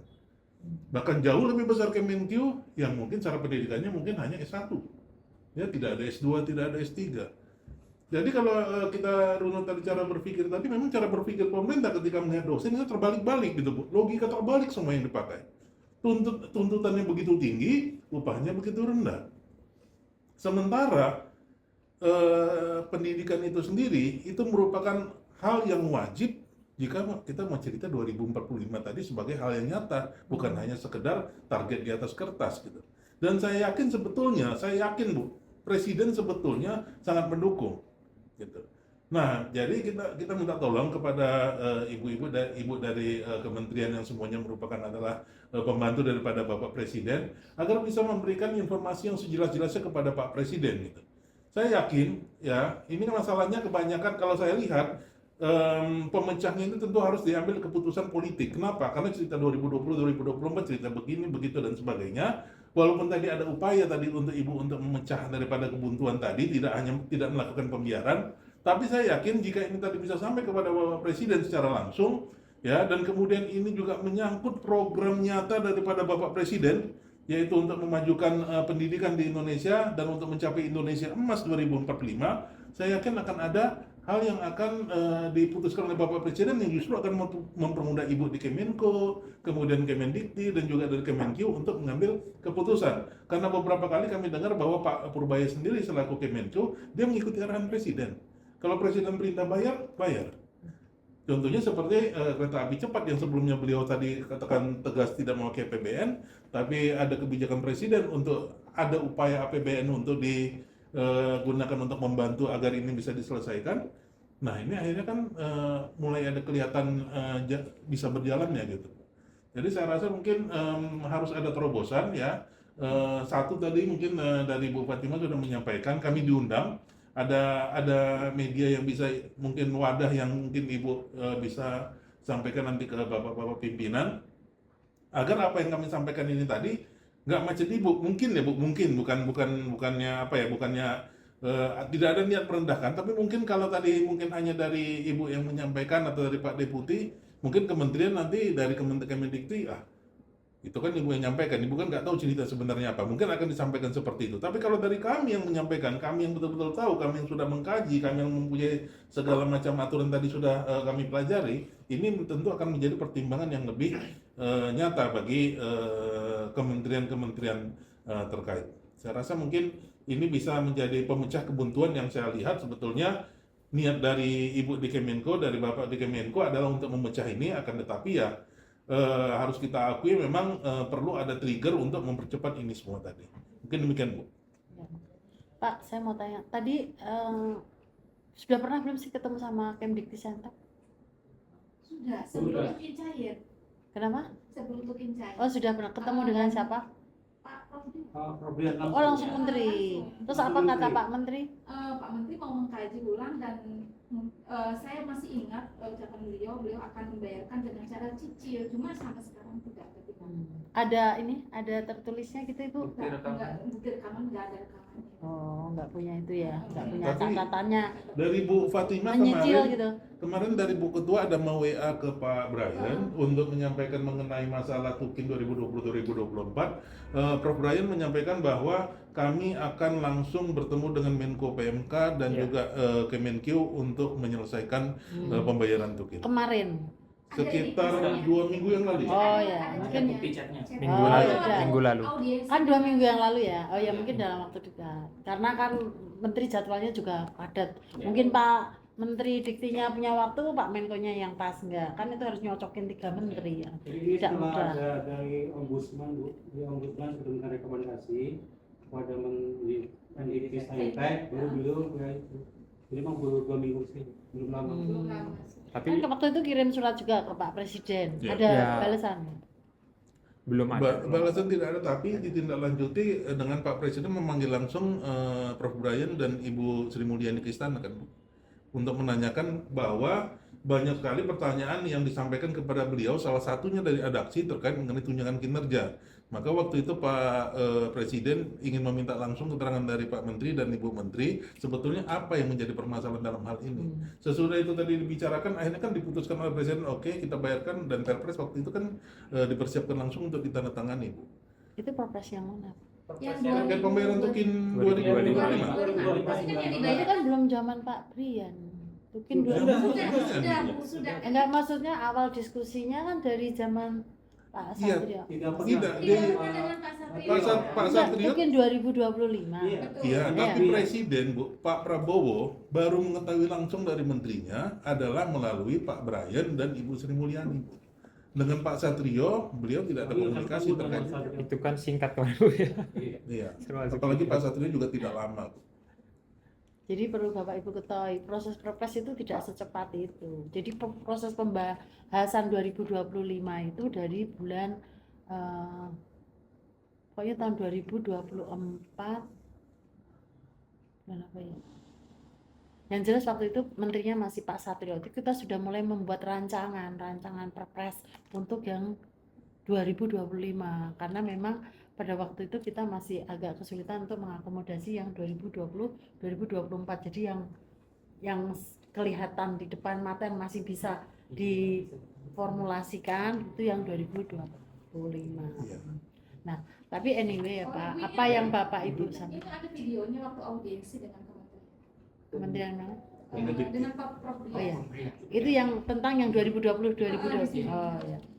Ada yang Jadi 2 minggu yang lalu ya Bu, ya udah sabar. Nanti saya juga mengingatkan ke Pak Oh, iya. Deputi kalau memang Satu lagi, Bu, upaya kita kan kita lakukan ada di grup yang sampai audiensi tahap terakhir kan sebelum ke ada wacana memang ke sampai ke hukum tata negara dan sebagainya. Cuma itu dikip sama teman-teman. Kemarin kita ke Ombudsman Bu Fatimah, tapi kami merasa seperti tidak ada transparansi juga, Bu, dari Ombudsman ini, Bu. Jadi Ombudsman ini mengkaji laporan kami, tapi tidak memberikan timbal balik ke pelapor kami. Diserahkan langsung ke kementerian katanya. Makanya waktu itu Bu Fatimah mau ya Pak Brian, bagaimana hasil laporan kami? Nah, jadi kami juga bertanya-tanya, kalau misalnya hasil kajian itu diberikan oleh kementerian, di kementerian disahkan, sementara yang kami ajukan ini belum tentu nanti sesuai dengan yang dirumuskan, kan terdua kali nanti Bu muternya, Mas. Kami bingung kenapa sampai tahap ombudsman pun, teman-teman merasakan kan, ombudsman pun tidak transparan dengan kita. betul. Itu dari awal kami Zoom, kami dibatasi, kami tidak boleh merekam dan sebagainya. Karena saya termasuk tim IT yang ikut itu, tapi tidak diperbolehkan. Nah, sampai yang terakhir ini dapat hasilnya, tapi ombudsman nggak mau ngasihkan ke Bu Fatimah, tapi langsung ke Prof. Brian. Nah, masalahnya adalah apakah yang kita laporkan ke ombudsman nanti juga hasil kajiannya sesuai dengan yang diberikan ke Prof. Brian? Khawatirnya itu yang diputuskan. Ternyata bertolak belakang dengan yang selama ini kita temukan di lapangan. Jadi sudah ada, Bu, dari hasil dari ombudsman, tapi sampai saat ini kita nggak tahu hasilnya seperti apa kajian dari ombudsman. yang saya tahu kita dulu juga sempat diwawancara. Bu, ini yang mau mengurus Tukin 2022. Suaranya. Coba di share screen-nya, di setting sama. Akan bertemu dengan Pak Menko gitu ya? Akan mengurus Ada Tukin teksnya 2024. Kemudian akan bertemu Pak Menko itu by WA, Bu. By WA ke Ibu Fatimah dari Pak Brian. Sensornya cabut ya? Headsetnya. Nggak, ini aja HP-nya mana, putarkan, dengarkan ke Ibu, itu aja. Ini sudah Saya bisa memahami juga pandangan teman-teman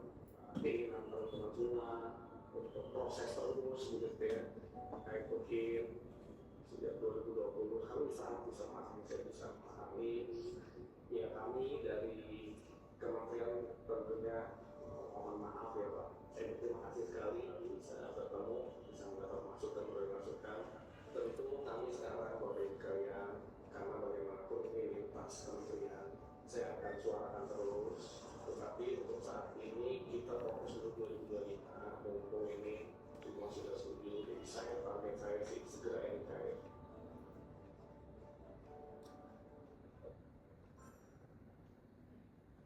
Ya, kan dari Kemdiktisantek kan nanti yang akan mengusulkan ya paling tidak, karena tidak bisa Kemenko PMK mengusulkan anggarannya.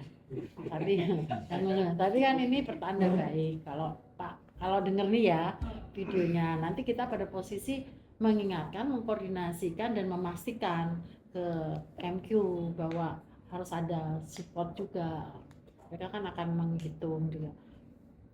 Ya, intinya kita harus positive thinking aja. Tadi kan ada kesan juga ini cuma ngomong-ngomong nggak ada etikat baik.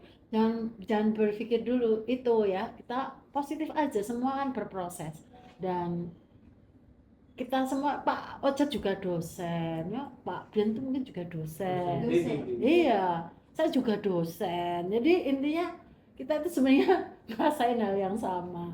Tapi kan dalam koordinasikan itu kan kadang-kadang kita menenggelamkan apa yang menjadi kepentingan pribadi kita. Tapi intinya Pak, kita dengar, kita catat dan ya kita koordinasikan.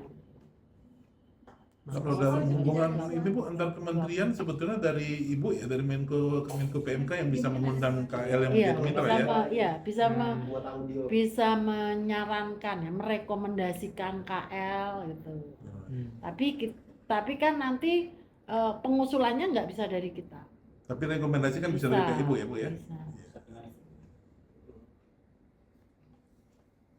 Jadi apa maksudnya? Memunculkan pentingnya gitu. Betul, ya. untuk men-triggernya. Ya memang itu tujuan kami Bu. Ke PMK. Tadi Forum Komunikasi Dosen Seluruh Indonesia. Tadi juga kasusnya terkait dengan kesempatan belajar untuk S3 ya, seperti yang Bapak sampaikan, dipersyaratkan, tapi ternyata sebenarnya tidak dipersyaratkan, di encourage ya, bukan jadi syarat untuk S3 itu. Kalau dosen yang di kampus yang dapat tunjangan kinerja Bu, kalau dia double itu masih dapat 60%. Ya, terus tadi juga dibahas itu tadi, pokoknya intinya kesulitan lah, kesempatan belajarnya juga kesempatan beasiswanya tidak terlalu banyak, giliran belajar sendiri banyak aturannya, ini intinya ya. Tapi kalau di kampus PTNB atau BLU gitu yang tidak dapat UGM, dia cuma dapat gaji pokok aja gitu. Mas sebenarnya yang PTN ini ada yang dari PTNB nggak? Ya, saya PTNB. Oh PTN pakai BH, PTNB itu BLU maksudnya. BLU Perguruan Tinggi Negeri Baru. Oh, PTNB kayak ya PTNB. Saya Bu, saya ada Bu. Oh. PTNB. Itu kan malah Unimor. Itu kan di situ banyak tuh yang P3K lama ya, yang lama maksudnya yang ketika peralihan dari swasta menjadi negeri. Itu kan ada sejumlah dosen yang maksudnya secara umur tidak bisa jadi PNS. Jadi PR urusan dosen itu banyak banget sih. Itu urusan yang P3K dari PTNB itu kan juga kita sedang dan masih menangani gitu ya. Bentar Pak, ini waktunya masih 10 menit. Pak Anggun mungkin? Pak Anggun barangkali mau menambahkan. Ya karena online tuh, siapa tahu ada respon. Ini wakil ketua kami Bu Pak Anggun, kalau Bupati ketua kami ya. Halo Pak Anggun? Cukup. Oh cukup, oke. Lagi soalnya Pak Anggun tadi informasinya lagi di rumah sakit Bu. Oh saya sakit. Tadi jatuh dari motor. Oh sekarang lagi di rumah sakit. Iya. Ya semoga lekas sembuh, tidak ada luka-luka yang membahayakan. Mohon maaf nih Bu, ini kan kita alhamdulillah Ibu sambut, Ibu sajikan luar biasa seperti ini, makasih banyak. Kira-kira nih Bu, kami tapi kok nggak dimakan ya sajian? Nanti Bu, kami ya biasanya memang malu-malu gini Bu. Setelah energinya keluar kan. Iya, memang malu-malu gini Bu. Aku kan duduk kayak jamu ini Ya, ya gitu. Bu. Jadi ini Bu, maksud saya ini apakah kami boleh nanti memfollow up hasil pertemuan ini Bu dalam bentuk ya mungkin bertanya ke siapa layaknya. Bertanya silakan bertanya. Nah, apakah boleh kami Asal dapat jangan menteror gitu ya. Enggak lah. Ya ini saya HP-nya ini. Kalau Nah, khusus boleh. tentang ini ya, Ya. dosennya. Oke. HP saya ini Pak. Saya jadi ingat peraturan di Singapura itu guru tidak boleh memberikan nomor HP-nya kepada orang tua murid. Ya karena mengganggu. Kan menteror, ada PR apa, ada jadi kesejahteraan guru terganggu. Kesejahteraan batin maksudnya. Tenang Bu, Saya nggak hafal tidak- nomor saya, sebentar ya, saya cari dulu. Nggak apa-apa Pak, Bapak telepon mau jam 12 malam juga nggak masalah.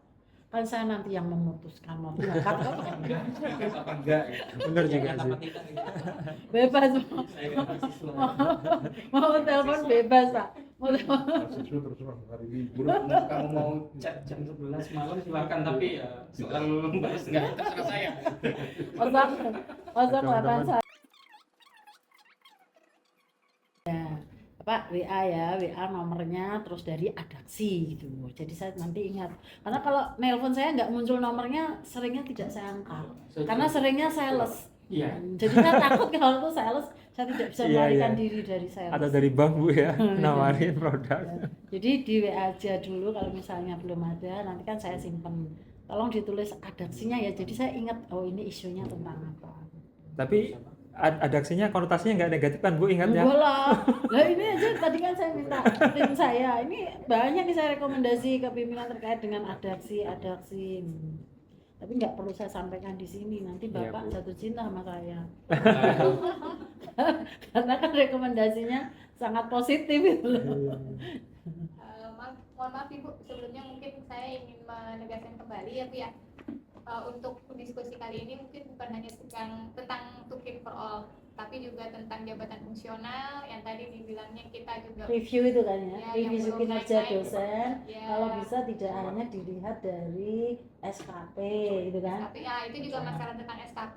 Tentang Oh ini ada penilaian yang lain yang mana seperti tadi? itu. Jadi tidak Merangkum. hanya Tukin for All, jadi Tukin for All itu artinya ada kategorisasi perguruan tinggi, tapi juga tadi ya jabatan fungsional dosen Kenaikan. yang tidak Tidak naik, naik. Oh, nominalnya. yang naik selama 18 tahun, 17 tahun, dan 18. juga mungkin masalah SKP Segitu yang lah. Segitulah kurang lebih.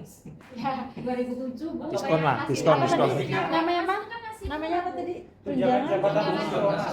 Dosen itu kan Jabung. ada fungsional, ada asisten ahli, ada lektor apa, dan Kalau Ibu profesor. insya Oh itu belum Semua naik. ASN kan dapat tuh kalau yang fungsional. Oh ya. Oh, Cuman yang dosen dosen ini kok belum nggak naik. naik. Nominalnya dari 2007 375, 700, 900 sama profesor 1.250.000. Profesor 1 juta. Iya. Masa sih profesor 1 juta? Itu Bu angkanya Bu. Silakan dibuka peraturan. Makanya Bu, kami datang. Loh, Bu. Yang profesor coba berapa? Beliau profesor. Boleh profesor. Ada Prof. Ini kan Pak Ojot juga profesor. Yang paling ujung. Itu setiap bulan. Ini ada guru besar. Iya. Iya. Berapa Pak? 1.350. Oh. Profesor. Itu sebulan ya? Iya sebulan. Lektor level 900. Lektor 700 sama asisten ini 310. Itu dimanapun universitasnya. Iya. Dan itu sudah 18 tahun yang lalu. Tidak pernah naik dan nggak pernah. Dan turun. Dan itu kalau nggak salah dipotong juga. Jangan turun dong gimana? Sudah 3 rangkaian turun ya segitu aja. Kalau nggak salah dipotong deh itu. Nggak terima segitu. Pajak. Iya potong pajak. Potong pajak wajib. Itu kan udah plus sama penghasilan, nanti terima take home pay. Kalau dibandingkan dengan di BRIN sama-sama fungsional, Jauh. itu sudah sangat ketinggalan. Di BRIN 5.200.000 Bu. Yang paling tinggi. Peneliti. Iya. Oh, itu apa? Peneliti. Peneliti. Fungsional. Fungsional.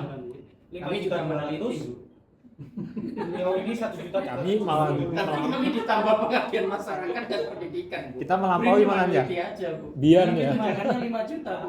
Logika saya itu nggak Iya. nyampe Bu. Ini selain meneliti juga mendidik, mengabdi kepada masyarakat, dan paling parah itu sejak tahun 2000. Bapak ini Bapak. Bapak ini Profesor beliau, Profesor. bukan sembarang beliau. Sejak tahun 2023 Kemarin kalau Trump ditambah lagi ya, penderitaannya, ini. Bu, kami itu sekarang tidak boleh mengambil honorarium penelitian, Bu. Nggak Iya. Nah, iya. Iya. Mm-mm. nggak ada honornya Nggak ada honor penelitian, Bu.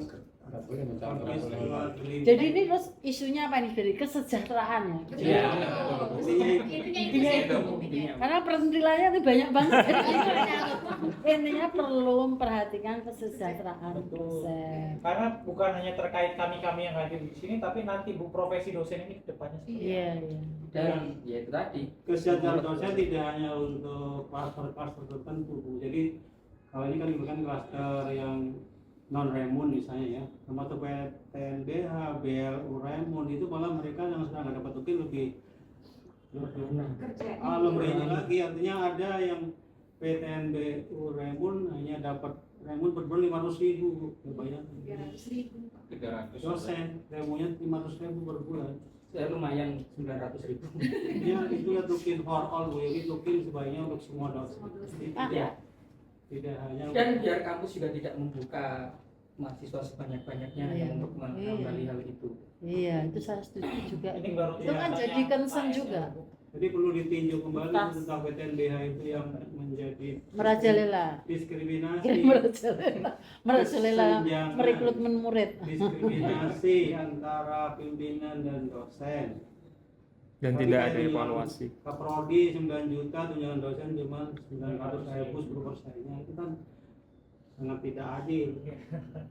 Itu masih besar 900, sebenarnya seharusnya cuma 500.000. 500.000 juga ada. Pak, berarti Pak boleh nggak tahu take home pay Bapak mengajar sudah berapa tahun Pak? Saya baru 2 tahun. Oh 2 tahun, ya udah nggak apa-apa.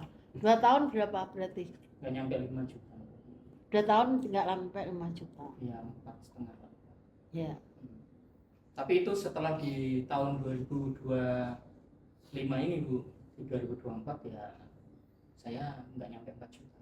Yang lalu lah sih, yang sekarang Kak Sana. Yang 2025 ini ya 5 juta ya? 5 nggak juta. nyampe. Itu sudah tunjangan-tunjangan Sudah dengan judul semua. macam-macam tuh ya. Sudah semua Pak. Potong. Saya ngajar 28 SKS Bu. 28 SKS itu berarti berapa jam? 28 jam per minggu. 28. Itu lewat. Ngajar aja itu Bu, belum yang lain-lain. Tulis. Nulis, penelitian, ngabdi masyarakat, jadi kepala lab, bla bla bla. Tadi katanya 60 jam harusnya. Kalau saya mau setara dengan tunjangan kinerja. Kan tunjangan kinerja yang diterima rekan-rekan saya di dosen satker itu kan kalau asisten ahli 5 juta per bulan Bu.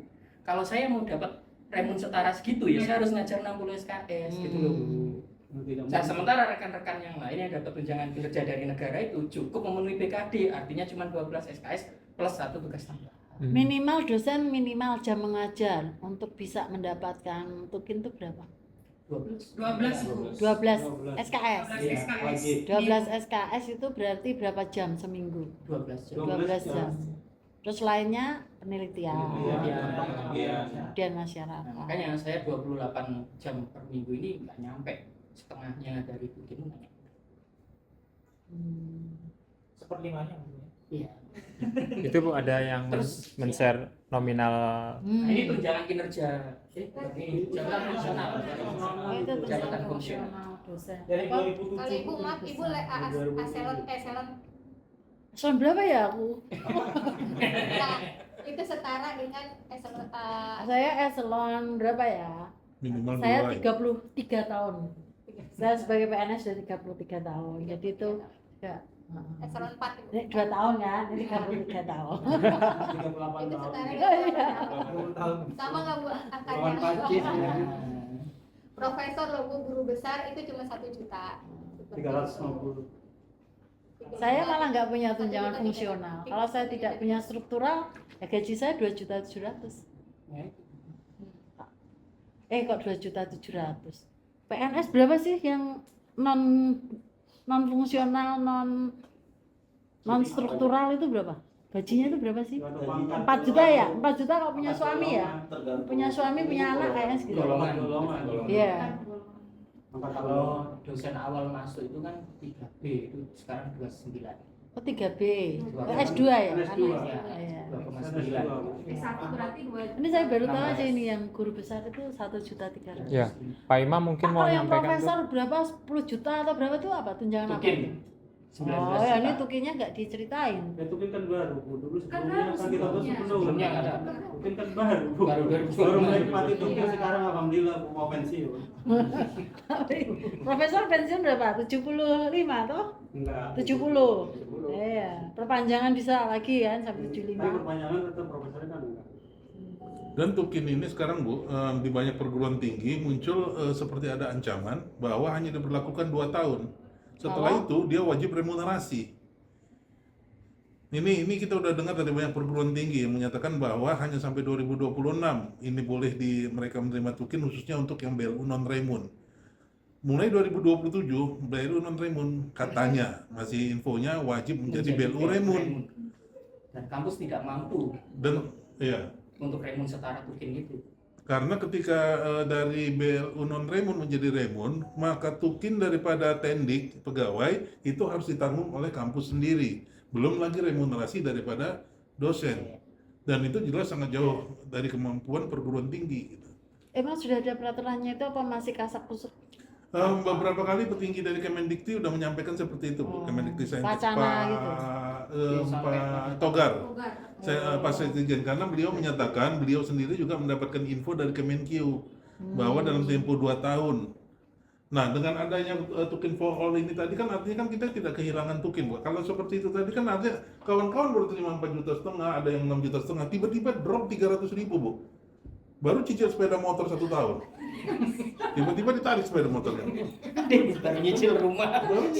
Setelah belasan tahun nggak punya rumah ya. Tiba-tiba nggak jadi punya rumah. Alhamdulillah. Gitu, Mungkin nggak turun kali, cuma judulnya jadi satu gitu kali. Bukan, Kali. bukan. Realita logikanya susah, Bu. Tukin. Bagaimana kampus bisa membiayai remunerasi sementara pendapatan mereka nggak cukup untuk itu? Ada data dari ini kok, dari komunitas, data dari kita sendiri gitu. Oh, istilahnya karena sekarang sebagian dibebankan oleh pemerintah pusat, nah nanti akan dibeban ke kampusnya masing-masing. Oh, itu. Iya, makanya klasterisasi pendidikan itu tadi banyak dikritik karena akhirnya hanya mengambil sebesar-besarnya dari UKT, kemudian penyalurannya lebih banyak ke petinggi-petinggi kampus sendiri, Bu.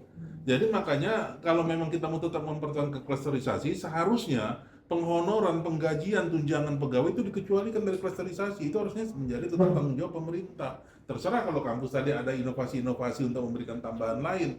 Tapi jangan yang sifatnya tadi gaji, tunjangan, dan sebagainya ini menjadi beban turun, kampus. menjadi beban Jangan kampus. beban Gitu. kampus, karena tidak semua kampus mampu untuk menanggung beban itu. Nah, ini contohnya Bu ya, yang saya share dari teman-teman ada nilai PI 1 P2 untuk remunerasi Unsrat. Ini contoh dari Unsrat. Samratulangi Manado. Iya, di Manado. Ini belum termasuk Serdos. Jadi P1-nya mereka tuh dibayarkan per bulan. Nah, P2-nya itu adalah sisanya yang dibayarkan per semester. Itu yang nantinya akan dipotong atau enggaknya tergantung dengan kinerja mereka masing-masing seperti itu. Di sini aja bisa dilihat kalau untuk jabatan guru besar GB itu hanya sampai 17 jutaan, dibayarkan tiap bulannya hanya 800.000. Surplusnya ini kalau nggak ada surplus ya. Gitu. P1 itu apa? P1 itu yang dibayarkan, jadi istilahnya kayak DP-nya lah Bu. Jadi remunerasi. Itu judul enggak P1 itu apa? Remunerasi. Remunerasi. Jadi beberapa Oh. kampus menerapkan ada remunerasi bulanan sama semesteran, Bu. Oh. Makanya saya bulanannya 900.000. Semesteran saya tergantung dari kelebihan beban kerja saya yang dihitung 475.000 per poin gitu. Jadi dibayarnya setiap akhir semester gimana? Iya. Makanya baca peraturan Remun tuh ribet sekali, Bu. P2 itu Remun ya? Apa? Yang tunjangan sekarang ini? Itu Remun. Yang ini yang tukin itu yang Remun. Beda Bu, kalau beda lagi, ada Ini- angka lagi tukin. Ini nggak dapat Tukin mereka. Oh, ini nggak dapat. Ini nggak dapat Tukin karena Ini Remun. yang nggak dapat Tukin, Bu. Ini kita masukin. Ini kita bicara yang kalau kita bicara remunerasi berarti tidak dapat Tidak dapat Tukin Tukin. itu intinya, Bu. Ini yang nuntut Bu, yang tidak dapat Tukin. Makanya kita nuntutnya Tukin for all. Dan yang berbahayanya, Bu, ini semua adalah angka ideal yang sering dimasukkan. Sangat tergantung daripada kemampuan kampus untuk mendapatkan income generating. Jika tidak, ya ini semuanya tadi buyar. Iya. remunerasi bisa naik bisa turun tergantung income generation. Kemampuan kampus. Iya. Yang sering disampaikan adalah kampus mampu, padahal sebenarnya Idealnya saja yang disampaikan. Iya. Aktualnya tidak gitu kan. Kayak saya sama kampus seni ya, apa yang nilai jual dari kampus seni seperti apa? Sementara kampus saya sendiri tahun depan wajib BLU Nah, itu 2026 ini. contoh kasus Iya, khusus. contoh kasusnya. Saya kan di kampus di ISPI ya, Institut Seni Budaya kan. Saya bingung, misalnya kita nggak punya nilai bisnis ya, mau nggak mau harus naikkan UKT Bu. Jelas satu-satu. Jadi berapa, Bu? Kalau budaya tuh nilai bisnisnya mahasiswa internasional malah. Tapi mereka itu malah Orang internasional kan tertariknya ke Indonesia tuh kalau sekolah budaya, bukan sekolah sains, bukan sekolah IT gitu kan. Jadi di kesempatan yang itu mungkin bisa dioptimalkan. Berapa banyak Bu orang yang mau belajar budaya di Indonesia? Bu? Orang Apalagi bule. Kacamata saya. Iya betul Bu. Iya. Isi atau ISBI aja jumlahnya udah banyak. Banyak. Bukan cuma di Bandung saja. Terus kampus, nah ini karena PTNB ya, kampus saya pun buka jurusan seni Bu. Mengancam pendapatan kampus budaya itu ini gitu. Gimana ya Bu? Ini dari kampus saya ya, Pak Imam Anda mau menambahkan? Iya, terima kasih Bu Depa. Bu, suara saya terdengar? Jelas Pak, jelas. Ya, alhamdulillah. Ibu ya, terima kasih telah mendengarkan tadi banyak hal dari kami, dari Adaksi. Bu, ini saya sedikit menambahkan karena tadi terlihat Ibu juga memang masih sedikit bingung dengan klasterisasi dan lain-lainnya Bu ya. Iya, saya kan tidak mesin teknis. Saya dulu seorang guru honorer. Di 2019 saya menjadi dosen ASN. Nah, tapi saya kaget. Tadinya itu saya jadi dosen S2 dulu ketika jadi guru honorer, sambil S2 salah satu halnya ingin meningkatkan tentu kesejahteraan. Tapi aneh, ternyata ketika saya jadi ASN gajinya hanya 2, nah banyak yang bilang dulu gaji kita juga kecil, kata Pak Menteri 2 jutaan. Masa Pak Menteri dari dulu 2 juta, sekarang 2 juta tidak naik-naik. Padahal dengan hal yang sama, misalnya petugas kebersihan aja udah dapat hampir 4 juta Bu, kita S2 hanya 2 juta. Ternyata apa yang salah ketika saya baca misalnya pelopor Tukin ya Pak Abdul Hamid, yang salahnya itu ada di posisi dosen Bu. Jadi dosen itu tidak lebih beruntung dari guru. Guru itu PNS daerah, yaitu SMA di Pemprov, SMP, SD itu ada di kabupaten kota. Nah mereka mendapat tunjangan kinerja daerah, TKD. Nah sedangkan kita posisinya itu PNS pusat. Dari daerah tidak dapat, dari pusat juga tidak dapat tunjangan. Oh ternyata inilah penyebab kita gajinya kecil, ya hanya gaji top. Terus apa yang paling aneh? Guru itu sertifikasi gurunya gampang Bu. Teman saya, rekan saya, dia begitu jadi P3K atau begitu dia jadi PNS, dia langsung dapat sergur. Karena pendidikan profesi gurunya bisa bahkan ditempuh sebelum jadi PNS. Nah akhirnya ketika dia jadi PNS langsung dapat sertifikasi. Sedangkan dosen kita 5 tahun, 6 tahun paling cepat untuk mendapatkan sertifikasi Bu. Nah artinya apa? Yang ngeri, saya kok ngeri banget gitu ya. Kita bahkan kalah juga sama rekan kita di Tendi. Sebelum kemarin ada Tukin di 2025 Bu, yang seangkatan itu dari CPNS Tendi sudah dapat tunjangan kinerja, padahal pendidikannya itu S1 atau diploma. Jadi gaji mereka itu lebih gede karena dapat gaji, dapat tunjangan. Kita dosen kok seperti ini Bu kondisinya. Di sisi lain yang mengenaskan itu apa? Yang mengenaskan Prof. Satrio dulu ketika jadi menteri berkata di salah satu acara yaitu di Rossi bahwa gaji dosen itu mending, sudah bagus. Kata Rossi, emang gajinya berapa Pak? Udah dapat yang baru-baru aja udah dapat 7 jutaan. Wah gimana Pak Menteri nggak tahu gaji para kita dosen-dosennya gitu ya. Nah saya aneh, ternyata sekelas menteri aja tidak tahu kita gajinya berapa. Nah saya yakin juga dirjen-dirjen juga tidak tahu Bu gaji kita berapa yang baru-baru ini. Makanya dulu Pak Togar pernah bilang kalau dosen itu dia demo itu menurunkan marwah dosen. Justru yang menurunkan marwah dosen itu bapak-bapak yang ada di sana. Kenapa menurunkan marwah dosen? Dosen gajinya hanya 2 3 juta lebih sedikit yang sudah punya anak karena dapat tunjangan keluarga. Nah dari situ karena gajinya kecil akhirnya nyambi jadi Gojek, Bu. Bayangkan dosen yang S2 ada yang jadi ojol, Bu. Selain itu banyak yang jadi profesi lainnya. Nah dosen gajinya itu tidak dapat tunjangan 6 tahun. Nah, sekarang kita perjuangkan akhirnya dengan berbagai hal, mungkin Ibu juga terlibat di dalamnya ya Bu ya tentu, itu akhirnya dapat tunjangan di 2025. Karena memang dosen di kementerian lain juga dapat tunjangan. Di Kemenak dapat tunjangan, di Kementerian Pariwisata dapat tunjangan kinerja juga. Kita di Dikti satu-satunya yang tidak dapat tunjangan. Nah, akhirnya sekarang dapat. Dan ternyata harusnya bahkan dari 2020 sudah dapat. Berarti dulu seharusnya ketika saya masuk 2019 juga sudah dapat tunjangan kinerja, bahkan sebelum-sebelumnya harusnya dapat tunjangan kinerja. Nah saya ingat dulu saya Bu susah Bu di 2019 itu karena gajinya hanya 2 padahal udah nikah, udah punya anak. Nah mungkin saya susahnya itu ke depan di akhirat akan saya pertanyakan Bu kepada para pejabat. Ya, betul. Jadi insya Allah para pejabat akan dihisab salah satunya oleh saya di kuburan. Oleh saya yang memang hidupnya dulu susah. Jadi nah, kecuali memang tukimnya nanti 2020 dibayar. Kenapa dulu 2020 Imam Ahmad dosen ASN tuh susah membeli susu untuk anak juga. Nah itu salah satunya tuh tidak dibayar. Nah semoga ke depan memang di 2020 itu dari 2020 tukin memang bisa dibayarkan. Selain itu tadi betul Bu, tunjangan jabatan fungsional itu masih memakai Perpresnya Pak SBY di 2008. Nilai ini tidak naik-naik, sedangkan kementerian lain sudah terus diupdate. Tiap menteri itu meningkat. Nah berarti ada apa nih dengan Kementerian Pendidikan ini? Ada apa dengan Kementerian Dikti ini? Jangan-jangan memang ini salah satu kerjanya elit global, Bu.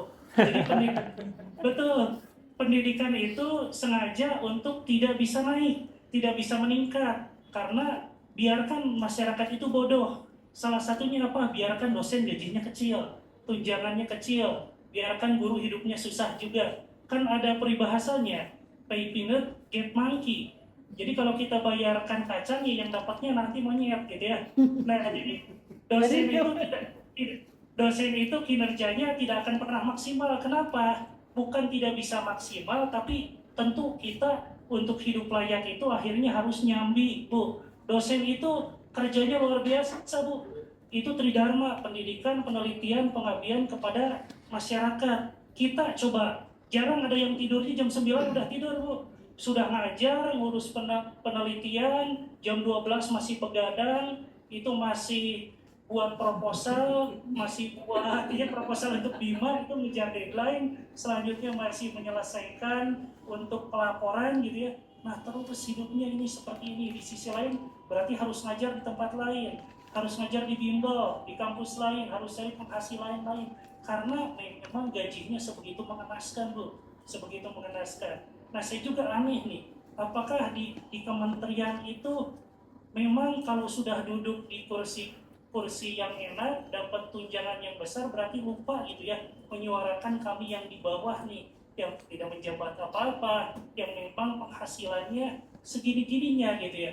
Makanya Ibu bisa cek, Bu, berapa dosen yang rumahnya ada di dekat kampusnya, di depan kampusnya.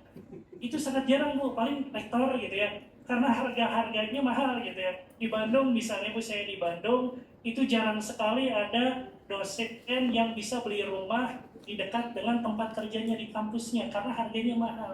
Karena memang kita hidup akhirnya seperti ini.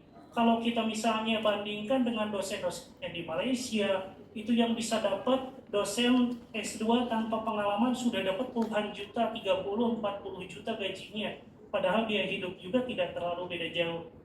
Dan semoga Ibu bisa menyuarakan kembali, Bu, ya, ke kementerian ke Dikti, Bu, yang selama ini memang sepertinya terlelap lebih senang dia publish di media sosial. Prof Stella juga dengan program-programnya Sekolah Garuda, padahal di sini dosen-dosennya itu hidup memang berkecukupan gitu ya, hidup sederhana yang memang susah untuk dikatakan sejahtera. Yaitu tadi poinnya Rapelan Tukin 2020-2024 itu hutang. Dan hutang itu tentu akan dipertanggungjawabkan kelak, yaitu ya ke siapapun yang sekarang memegang amanah jabatan tersebut. Dan insya Allah saya akan menjadi salah satu yang mempertanyakan nanti, karena saya di 2019, 20 itu sangat ingat gaji 2 jutaan, ya 3 juta dengan tunjangan, punya istri, punya anak gitu ya. Kok hidup seperti ini, padahal saya tadinya S2 ingin meningkatkan kesejahteraan gitu ya. Nah, selanjutnya tadi kenaikan tunjangan jabatan dan yang paling penting kita ada klasterisasi Bu, ada Satker, PTN Satuan Kerja, BLU dan PTNBH. Di Perpres nomor 19 tahun 2025 kemarin tentang tunjangan kinerja di pasal 7 poin E dan F, bahwa ketika kampus sudah BLU dan PTNBH tidak mendapatkan tunjangan kinerja dari pemerintah, artinya mendapatkan remo dari dana yang dikelola oleh kampusnya sendiri. Nah, sedangkan kenyataannya banyak kampus yang tidak bisa membayarkan remunerasi itu setara kelas tunjangan kinerja Bu. Nah, ini permasalahan, banyak yang remunya itu hanya 1 juta, padahal kelas jabatan asisten ahli saja kan sekarang 5 juta.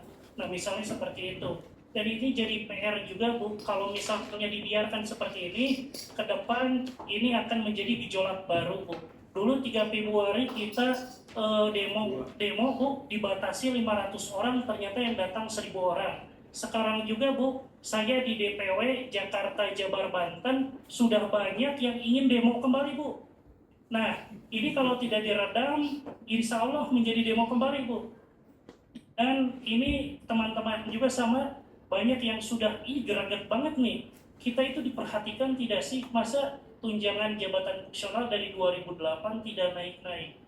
Nah, itu saja Bu, mungkin dari kami. Terima kasih Ibu sudah mendengarkan aspirasi kami, dan semoga bisa disampaikan juga ke Dikti, ke Kemenke, karena selama ini kami menyuarakan kok sepertinya tidak dianggap gitu ya, padahal ini keresahan kita bersama.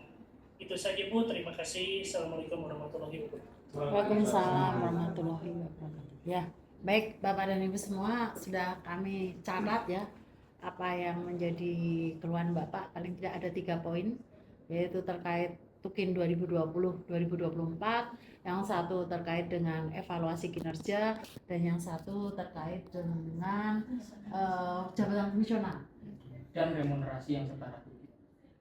Tukin for all. Tukin for all.